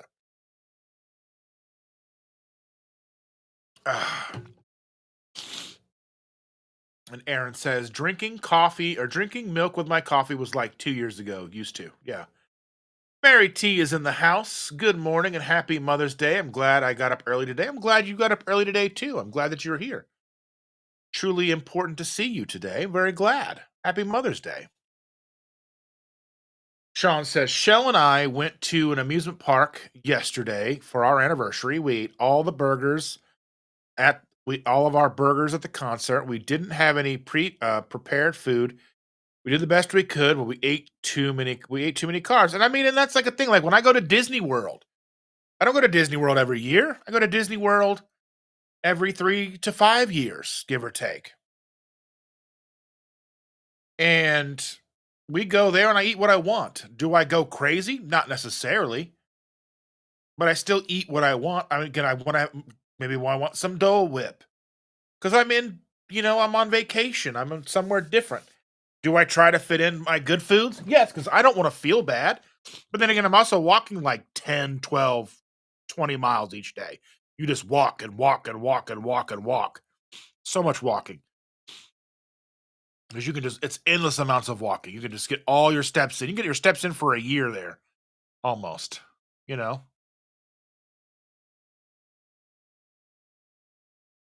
Evelyn says, I recovered from a slip disc in my back in less than a week. First time it's gone out of place since starting keto. I used to take months of recovery and several trips to Chicago to a specialist. Well, that's fantastic. I'm so glad about that. Thank you for sharing that. I'm very happy about that.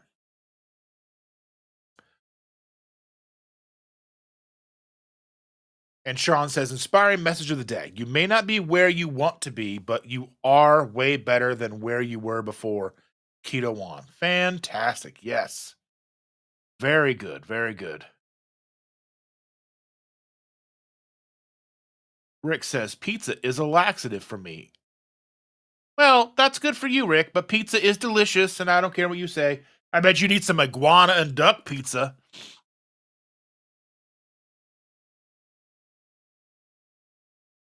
Amy's in the house. Good morning, friends. Happy Mother's Day. Happy Mother's Day, Amy. I truly appreciate you. Thank you for being here. Bye, booby goats. Have a good one, Aaron. Thank you for being here, dear. Enjoy your coffee. Mary T says inspired. Maybe nothing hugely inspiring, but I did find gratitude this week, and that was good. Yeah, gratitude. Finding something that hits you in the feels just right, something that makes you feel good. I mean, we're all out here looking for things. We're looking for something that's inspirational, something to show that the world's not a cold, dark place that we kind of think it is sometimes. Because I think with that kind of negativity, I know that there's a lot of bad things in the world happening all around the world all the time, no matter what happens, and it has been since the dawn of man. I kind of think that if we give in to that and think, well, there, what's the point? Then it just gets worse. We've got to combat that. We have to combat it with positivity. We have to combat it with, you know, patience. And we just have to, and we have to do things when things are bad enough. We write letters. We do whatever we have to do. We stand up for our friends. We do whatever we have to.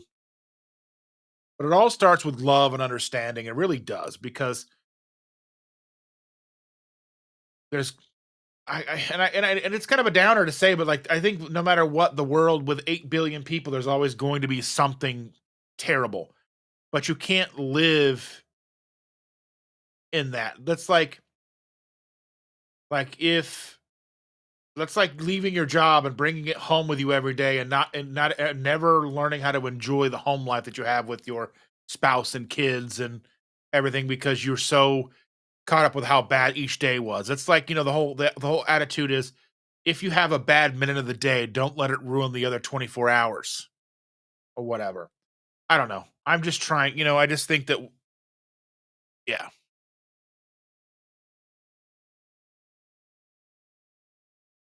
Let's see. Rick loves his pacemaker pizza. Mary T says, next week, I'm going to see my daughter for her 50th birthday. That's hard to say out loud. 50. I'm barely 50. How did that happen? Well, I went and got my driver's license renewed like a couple weeks ago, like 2 weeks ago. And the next time I renew my license, I'll be 52. Wow. That's a hard thing to think about. I mean, I'm 45 now. I'll be 46 next month, you know. Andy says, "Great news, Evelyn. Glad you're feeling better. Just in time to enjoy getting ready for Alaska." Oh, you guys are going to Alaska? Oh, I wish I was going on with a cruise. I want to go on a cruise with you guys.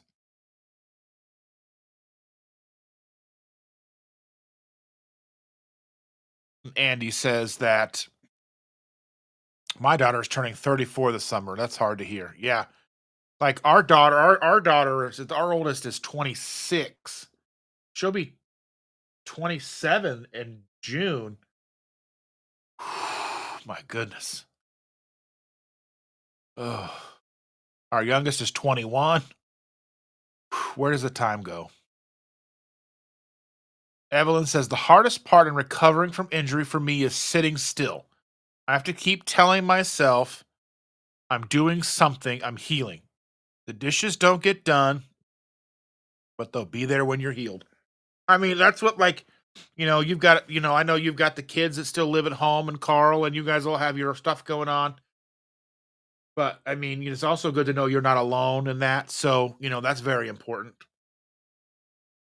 And Andy says, yeah, we're traveling down to Portland for a few to visit her and her hubby. Then we've got the meetup 4 days later. That's right. So be sure to head over to lowcarbevents.com and look up the event on June 28th for Andy and Susan's meetup. I will be there as far as my plans are concerned. My birthday is like 3 days before that. So according as everything goes to plan. Amy says I turn the big 50 next March. Oh, that's gonna be awesome. Hopefully a big celebration.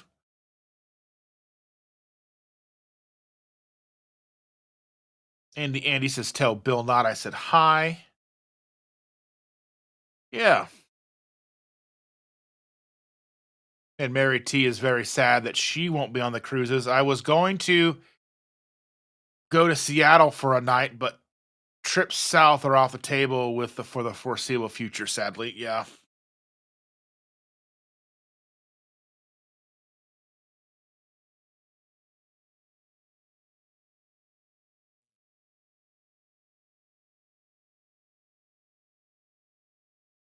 Oh. Jennifer Lucas says my kids came 6 weeks apart. 6 weeks apart. Pat is 47 today, and Melanie is 52. Oh my goodness.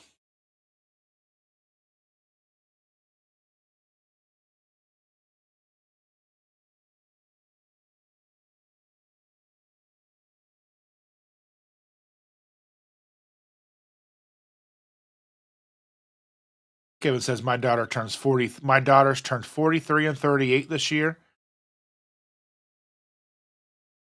So I've got to tell you, so our middle boy is 25. We helped him get into a lease. He's got a 2024 Kia, and he got a speeding ticket in January. And didn't I think he may have briefly mentioned it to us, but didn't say anything else about it. And then we got a letter in the mail like a few weeks ago now, maybe about a month ago now, saying that he hadn't paid it, didn't show up to court, didn't do any of the things he was supposed to do with it. If you don't pay it, you don't show up to court or whatever. Then they suspend your license, and they were going to suspend his license for 3 years.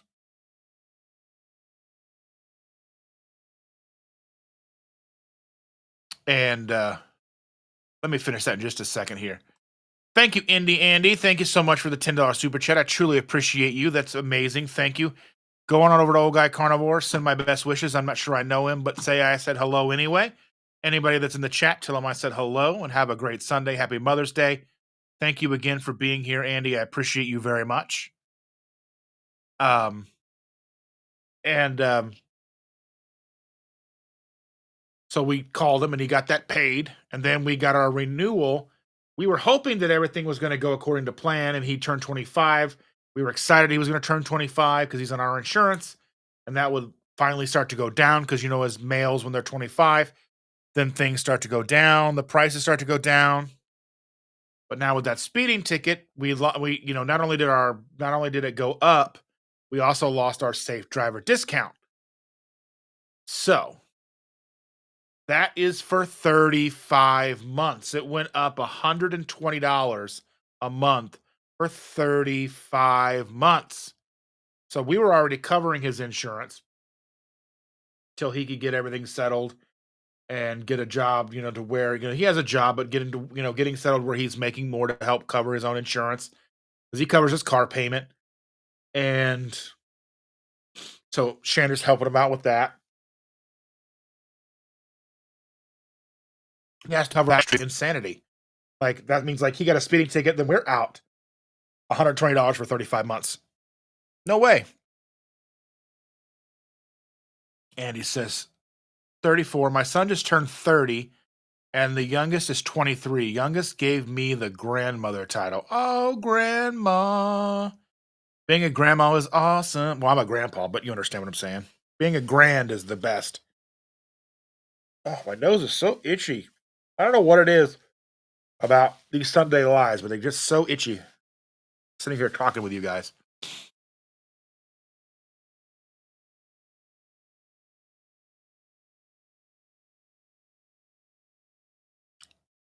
But, that's just kind of the things that happened to us this week, the little things that kind of,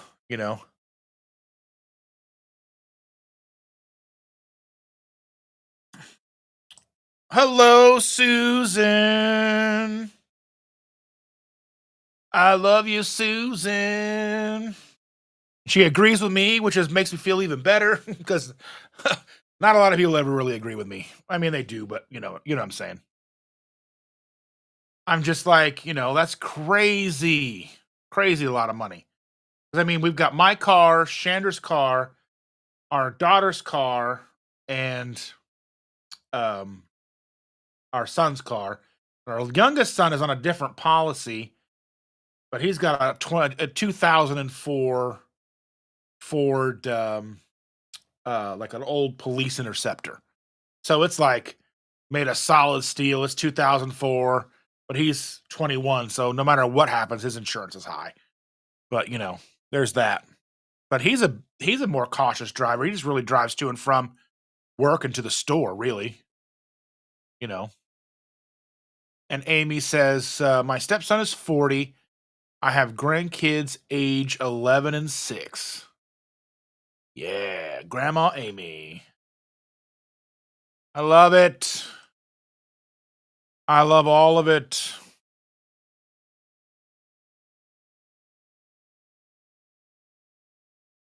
Hmm.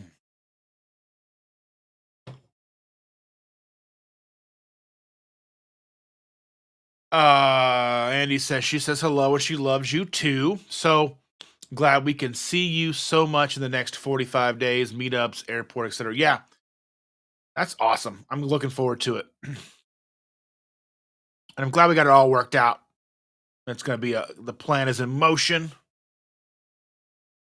They are going to drive here. We're going to drive them to the airport, or I'm going to drive them to the airport and then pick them up at the airport. And then they're going to be on their way. And then I will see them at their meetup a couple of days after that.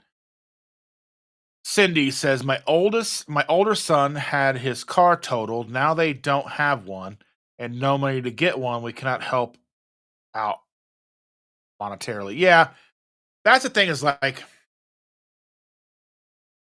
that's the problem. Like, so we like to lease cars. So it limits your liability to a degree because you have it for like 3 to 4 years usually.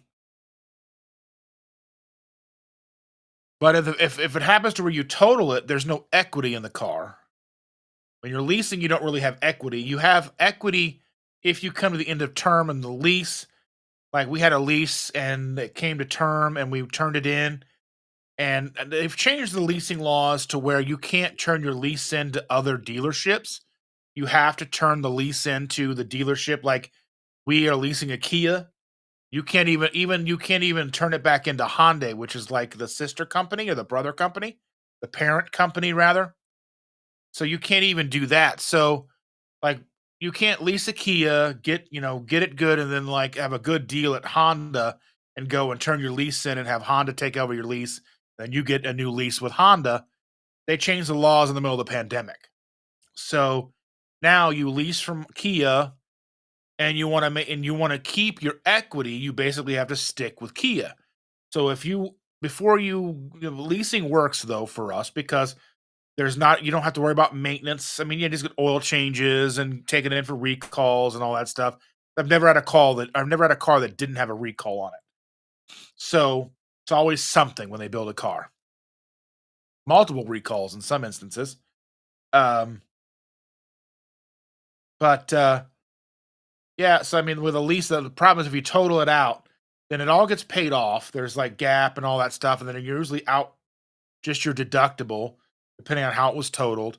But then you go, then you got to put money down to get into a new lease. You don't have the equity, all that stuff. So yeah, it's kind of a terrible thing. Or if you're buying a car and you've just started with a loan, then you're pretty much upside down because there's never going to be a time when you buy a car brand new, drive it off a lot. Within a year, you're not gonna have enough equity in the car to cover what the depreciation. So then, and then you have gap coverage, which can usually cover the difference. But yeah, then you're kind of out. Then you're like another down payment. It's just a hard thing to do. Yeah, and then with the price of cars these days, leasing is really the best way because then it's a lot more. Like leasing is what used to be car payments, and leases used to be like $99 a month, 129 a month. And now it's not the same anymore.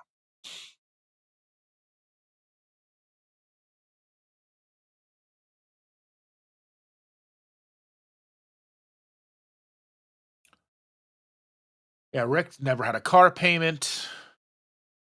Cindy says they owe more than what they paid for it. And that's why, okay, so I worked total losses for an insurance company for a long time. I would always tell people main things to do with your auto insurance and your cars when you purchase them is get your deductible down as low as you can possibly afford. Because if you know somebody who always, has $1,000 deductible, $1,000 is very difficult to come up with. Very difficult to come up with in an emergency. $500 is hard. 250 is easier. $100 is even easier. It's still hard, but it's like it's easier to come up with $100 than it is to come up with $1,000. Like if you can borrow $100 from somebody a lot easier than you can borrow 1,000, unless you got really rich friends. So I always tell people to keep your deductibles as low as you can possibly afford. Have them run the numbers, have them run it at 500, 250, 100, and see what your premiums are each month. And if you can swing it, that gives you a little bit of peace of mind that if something bad does happen, that you are not going to have to pull so much money out of thin air, or if you don't have any contingency savings or anything like that, because I imagine the next couple of years we're going to be in those tough spots. So I would be kind of looking at that as well. And then with your auto, when you purchase your car, always purchase gap coverage. It's usually like $500, might be 600 now. I think they raise it every once in a while. But gap coverage, and a lot of times, if you are getting into a loan that's, a long-term loan, like you're getting into some of these 86-month loans, because, it used to be, 36 months, you know, um, what are they, 36, 40 month or 42 or whatever it is, like these, it'd be like 3-year, 4-year, 5-year loans. I get into 6, 7, 8-year loans. And so you're paying off for years and years and years, you're paying off the interest and never even hardly touching the principal of your auto loan. Gap coverage is going to come in clutch because that's going to cover the difference between what the insurance company is going to pay and what the value of the vehicle is found to be. And I know that the company that I worked for, we'd run an evaluation report. We didn't pull the numbers from Blue Book because a lot of times the numbers we would pull were higher than Blue Book, because we would look at what cars are selling for privately in your area and not what, it's like Kelly Blue Book is kind of like looking at what people are asking for on eBay, and our and the evaluation report that we would run was kind of like what things are actually selling for on eBay. Because you can look at both of those tools on eBay. So it's kind of a way to look at it. So we would run it that way, and then if you owe $20,000, but we're giving you $17,000, gap coverage is going to come in and cover the difference minus your deductible. So if you have a $500 deductible, then they would cover the 2,500. So having that gap coverage is ridiculously important. Never ever turn down gap coverage unless you're buying a used car and you're putting down money that brings you under the value, and you kind of know what you're doing. But if you have a 5-year, 6-year, 7-year, 8-year loan, I mean, some of these cars are going to 10-year loans now, and that's ridiculous. So you're basically paying all this interest for the first few years. So if you have a $600 car payment, $500 of that's most likely going to the interest for the first few years. $100 goes to the principal. So when you're paying these car loans off, like, you're not putting anything towards the value of the vehicle. You're just paying the bank their interest because they want their pound of flesh before you make any headway on your actual loan. So they want to know, like, if you total this car, they've got theirs. Because if it gets paid off, they're losing all that interest. They're gonna give you give you a 10-day payoff typically. So what I would do is I would contact a loan company. Hey, I'm calling for so and so. Here's the account number. I'd like a 10-day payoff. It's a total loss. Okay. They'd give you the payoff. If it was less than our settlement amount, we would just write them a check right then, send it right off. And if it was greater than the settlement amount, so say they owed 20 grand and we're paying 17, then we would get what's called a letter of guarantee. We would request a letter of guarantee document, which states that they agree to release the title to us for what our settlement is, and then they will be getting the balance from the customer. Gap coverage, whatever the case is. Now, leases are basically the same, but leases, all that kind of gets wrapped into one. So, like a lease, yeah. And then also, one of the best things to do is, um, yeah, I mean, so I don't know. It's going to get into the weeds about that stuff. I don't even know if you guys care or not, but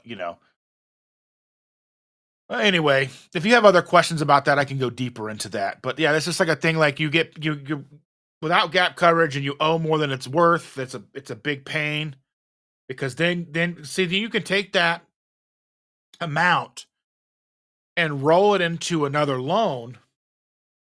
So you go back to wherever you bought the car from and say, hey, I've got this amount. I can't afford to pay it off. Can we roll it into the next loan? So then say you owe $3,000 on that previous loan, and then you're buying, then they'll probably expect you to purchase a vehicle at a certain level. So they're not going to let you get like a $10,000 car, most likely, if you're adding 3,000 to the loan. You probably need to get a 20, 30, $40,000 car, depending on, you probably have a percentage threshold. So then you're getting into a newer car. The downside to that, rolling that into the loan, is even if you get gap coverage, then the gap will not cover the previous balance rolled into that loan. It'll only cover everything dealing with the new car. And that's the thing, is like none of this stuff is ever explained to anybody. None of this stuff is like necessarily common knowledge. I just happen to work in the industry for a long time and I have a good understanding of it. There are buy here, pay here lots. I know I dealt with a place called Drive Time, I think it was. Now, they had cars that were like, I don't think they had cars under 75,000 miles. So no, the year, the year, the make, the model didn't necessarily matter, but they all were high mileage cars.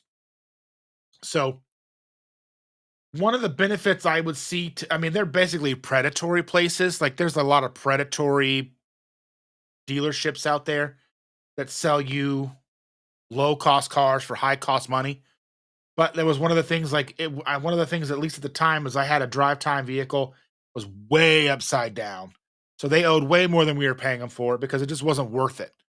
And they said, well, as long as if they come back to us and buy another car from us, we waive that balance. So they're not rolling into the next car. So I was like, well, that's good, but it would have been a problem if they didn't charge them so much for the car in the first place.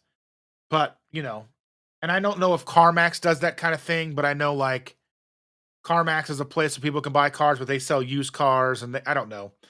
Just buying used cars are never really the answer because you're never going to get a good interest rate with a used car as you are a brand new car or a lease car. You're always going to get much, much lower interest rates with newer cars. Your payments may be a little higher, but you're paying less interest to the bank overall.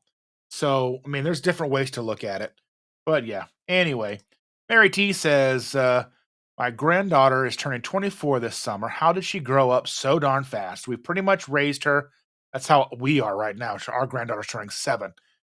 And it just seems crazy. She might as well be 24, it feels like. Childhood's so much fun, had a blast with her. Yeah, and that's what I'm so thankful that I had the opportunity to spend as much time with her as I did. Um, Cindy says that may be the only blessing he had gotten gap insurance at the time of purchase. So then that should cover the balance. They just out their deductible. Now they won't, then they have to scrape and try to figure out a down payment on the vehicle. That's always hard. I mean, you can go with a 0 down payment in some instances, but typically they're only going to do that for new cars. But I don't know. Yeah. Rick says the value of my vehicles changed with scrap prices. Yeah.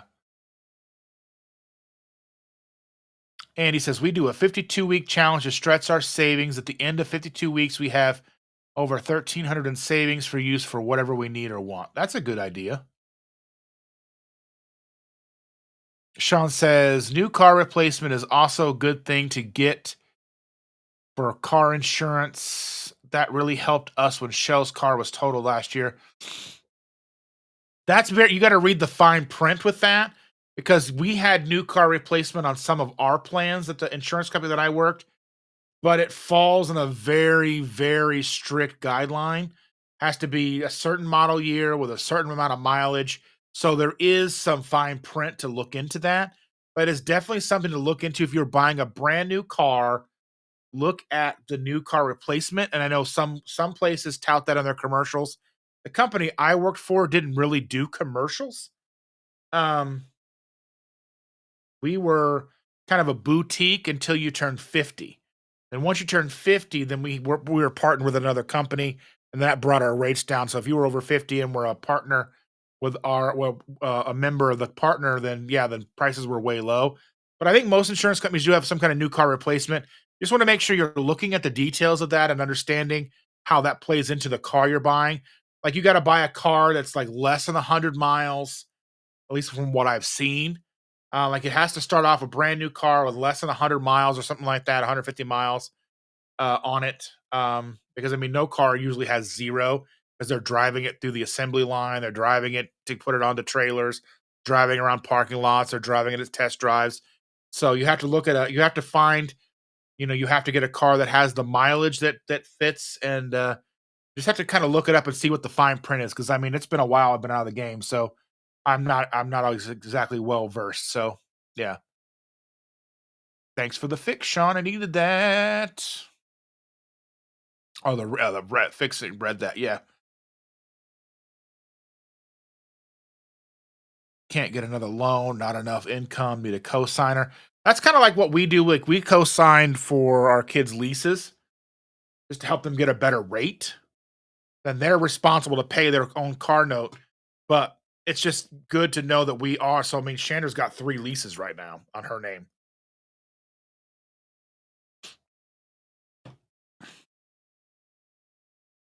Have a good one, Rick. Thank you for being here, my friend. I appreciate you so very much. Chris is like, wow, you're still here? I figured I slept in way too long to say hi, but hi. Well, I'm glad you're here, my friend.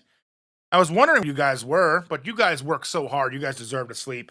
So, yesterday, if you're not familiar with Chris here, my friend Chris, he has a small little YouTube channel, and he does some cool recipes. And he released a 90-second carnivore bread recipe video yesterday. Victor released a meatloaf recipe yesterday. But the reason I bring up Chris's recipe, because if you got a chance to watch that recipe, it's a very simple recipe with not so many ingredients and not so many steps. And I am going to try making a video out of that recipe. It'll be my first attempt at any of his recipes. I feel bad because I look at his recipes and I'm like, I ain't got time for that. And I mean, it's no disrespect by any stretch of the imagination. I think Chris is an actual genius wizard, and I think he might be, Dumbledore incarnate. I don't know, reincarnated or something like that. But I swear he went to Hogwarts. But you know, extremely talented in the kitchen. I love his recipes. They're just more involved than I want to do. But I like this recipe.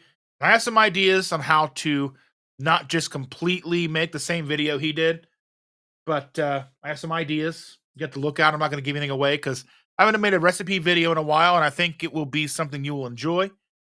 And I've got all the stuff on my Amazon cart. Just gotta buy it. But yeah,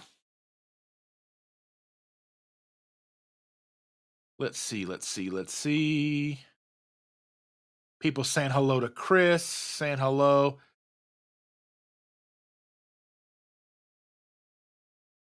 Cindy said, "We met Victor on Friday on our way home." Yeah, we were texting each other, and I was like, "This means that we know for sure now that Victor is not AI. He is a real human being." But I mean, that is unless Cindy's AI too, then I don't really know. But I met Cindy in person, so I'm pretty sure she's probably not AI, but she could be a robot from the future. So I don't really know. Chris says, "Love it. You're too kind, but you'll have no trouble." I'm excited to try it. You know, Evelyn says, thinking of making 90-second bread with keto chow sausage mushroom gravy for breakfast. That sounds delicious, sort of, even though I don't like mushrooms. And even Chris says, that sounds great.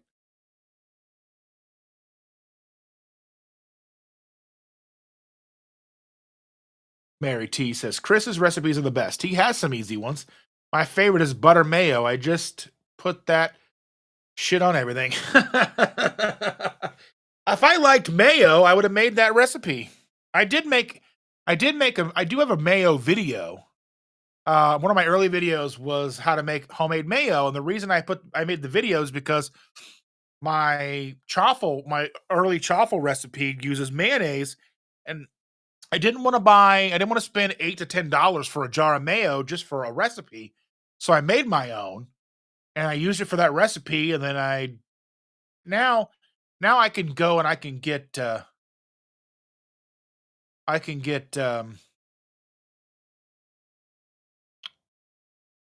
I can get sour cream and use sour cream instead. Wait, what am I sick for? I'm not sick. I feel okay. Cindy says, "You're sick, Dustin." I'm like, I don't even know what she's talking about. What did I say?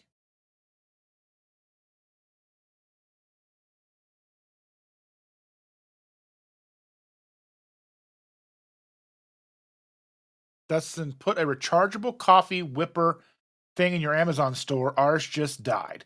Well, all you got to do is go to my Amazon link and then just go and buy it. As long as you went through my link, it should give me the thing, but I'll put one in my store and I'll do that at the end of this live. Amy says, I like the bread recipe because it doesn't have almond flour. A lot of my followers are allergic to nuts and I can't have almond flour. Oh yeah, yeah, yeah. I was kind of intrigued by how extremely simple that recipe was. I think it was just eggs, butter powder, butter, protein powder, and beef gelatin. I think that's all the ingredients, if I'm not mistaken, or spices if you wanted to put anything spices in it or sprinkle some everything with the bagel seasoning on top. I think that's all that was, right? Or some allulose. And allulose in there will also help it brown a little bit too. If I mean, I know it's going in the microwave, so it's not going to brown in the microwave. But if you did like make a sandwich and like just toast it a little bit, like if you made yours and it came out thin enough to fit in your toaster, you know. Holly Springer is in the house. I love that though. Chris Cook in Nashville is Dumbledore. Nick Norwitz asked if people thought he looked like Daniel Radcliffe. I told him he could be the love child of Harry and Hermione. Well, that'd be weird. Ron would be real mad. Ron would be real, real mad about that.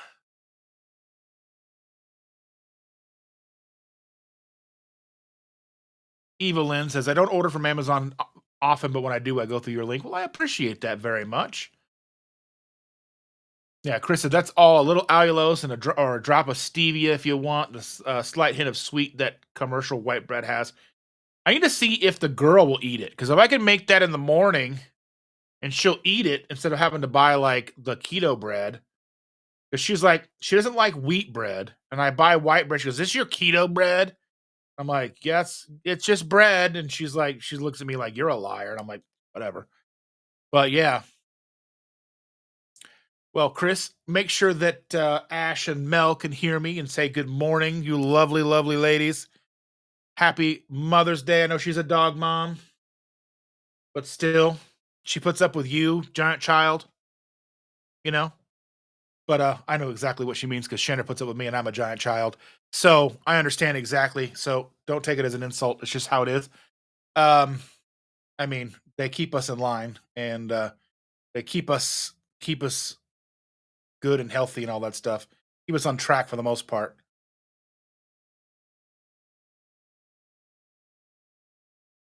But yeah, I have some cool plans to play around with that bread. We'll see what happens. I'm excited about it. Um, I haven't made a recipe video in a while, so I kind of have to. I got a new tripod at a yard sale for $5. Like it was new in the old box, but the tripod was like brand new with the tags and in plastic. So like a lot of times I'll find tripods with the little thing on top that holds the camera is missing. So I got that. That's pretty cool.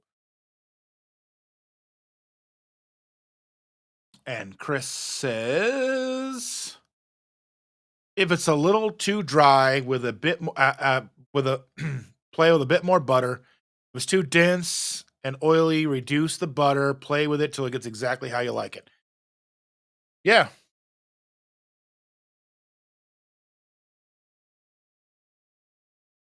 She certainly tries. She's very patient. She's a total rock star. She's a total rock star. So are you. Evelyn says, tell Shander happy Mother's Day from all of us. I will. Definitely will tell her. Let me get a picture of that real quick. I'll just take a picture of my screen for her.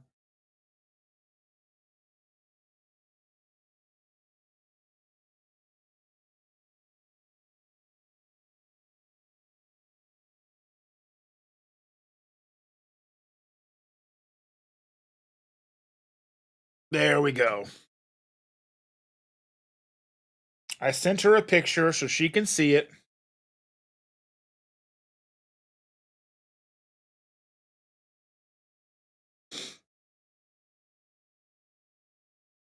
So I was like, "Are they gonna do anything for you at for Mother's Day?" She goes, "They didn't even do anything for us for Nurses Week because now they've basically taken it from Nurses Week to Hospital Week or whatever, so they don't even give nurses their due anymore. So it's just all rolled in or whatever." And Chris says, "We're just trying to be like you." You got to put out less videos, then, buddy. But I'm still. So I've been editing. So I recorded a video and I recorded the video about the baby formula, but I'm thinking as I'm editing it, I need to go back and re-record it because some of the information I've been doing research and I think some of the information is flawed. So I need to go back and redo it and re-record some of it because I've got too many like correction things coming up. So I think I will go back and re-record it, but I mean that should be like 20 minutes just to re-record it, then edit it down to like the 10-minute video or whatever that will be. But I want it to be good because I think it's so very important and I think that it needs to be the best quality that I can put out because I think it is such a very important topic. And I think it is something that needs to be talked about a lot more that the baby formula that we feed our babies and have for decades is complete trash. And that's basically what I want to talk about. So, and Travers knows what's up. Travers says baby formula is just evil. The idea of baby formula in itself is not evil because some mothers can't breastfeed, some mothers just can't. And then, and there's babies who don't react well to breast milk. It's weird, but it happens. So formula plays a role. So in my video, I'm very clear in saying that I am not trying to say, if you don't breastfeed your baby, you're any kind of way. That's not the case at all. My case is I understand fully that there are circumstances, like with our granddaughter, she had to be on formula because mommy just couldn't produce enough and she wasn't getting fed enough. So we had to supplement with baby formula. And in doing research, 6, 7 years ago, trying to find the cleanest things you could find in the stores, it's all trash. No matter like even the new one, there's like one out there now where was like it's like bougie ones that I'm seeing online are like, oh, we're the best. But like you ask them, they're like, they still don't have the saturated fats. And I'm like, why don't you have saturated fats? Breast milk is saturated fats. Why don't you have enough saturated fats? And they're like, oh, well, we do. It's supposed to be just healthy, just like breast milk. I'm like, you're not listening to me. And I know it's the marketing team and they're only saying what they're approved to say, but, it's just a thing and it just drives me crazy. Evelyn says, Teacher Appreciation Week was the same. They designated the days to be principal, custodian, librarian, etc. Never had uh paraprofessional day. Oh well, that's ridiculous. Yes, thank you for being here, Travers. I appreciate you being here. Good to see you today. Cindy says, my granddaughter tried breastfeeding our great grandson. It wasn't interested. So she solely pumped every day 2 hours for 5 months for his milk. He is now on formula. It was exhausting her. Yeah, that's the thing is, I mean, yeah, I mean, a lot of companies are now building in like pump rooms and women are taking breaks to do the pumping and I mean that's great. That's great to see all of that. But at the same time, it is hard for some mothers to do what they need to do. There's just not enough hours in the day and supplementing breast milk with formula and stuff. I get it. But the fact of the matter is breast or formula shouldn't be political. And it is very like, well, that's what they want it to be. It can't have it follows the guidelines, even though the guidelines don't match what's in breast milk. So yeah, I do need to re-record that video, I think, because I'm just not happy with how it's turning out. I've been editing it and trying to put it together, and I just yeah, I'm just not happy with and even some of the word like some of the stuff I'm saying isn't clear. I felt like I was rushing trying to get through it. But I need to take my time, say clearly, because it is so very important. And I think it deserves all my effort and deserves me to make the best product that I can. And when I get that done, then I will start working on the bread video. There's other videos. I've got a laundry list of videos that I want to make. So keep an eye on all those.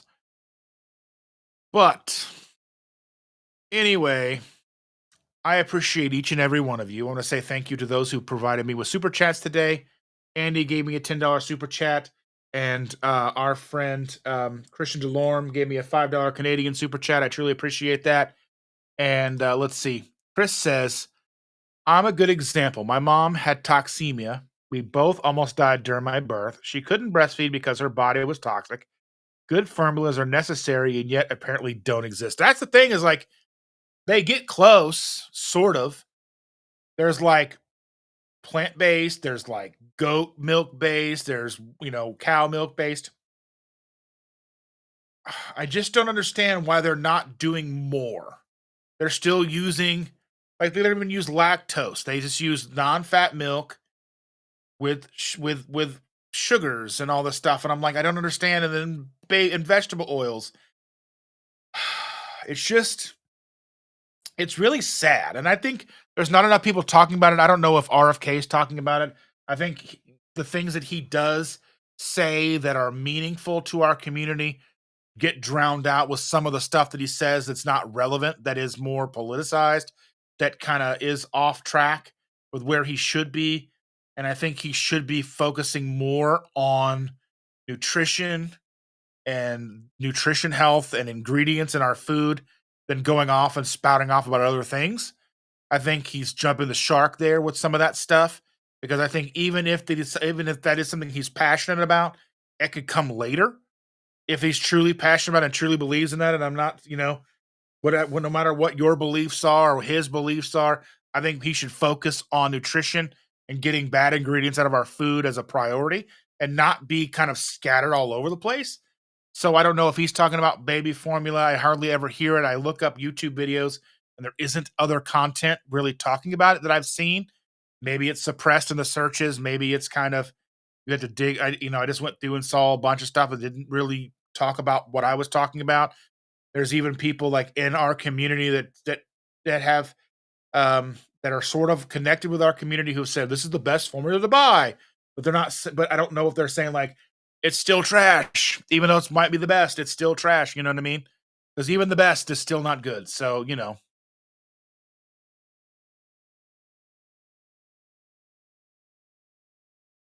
yeah.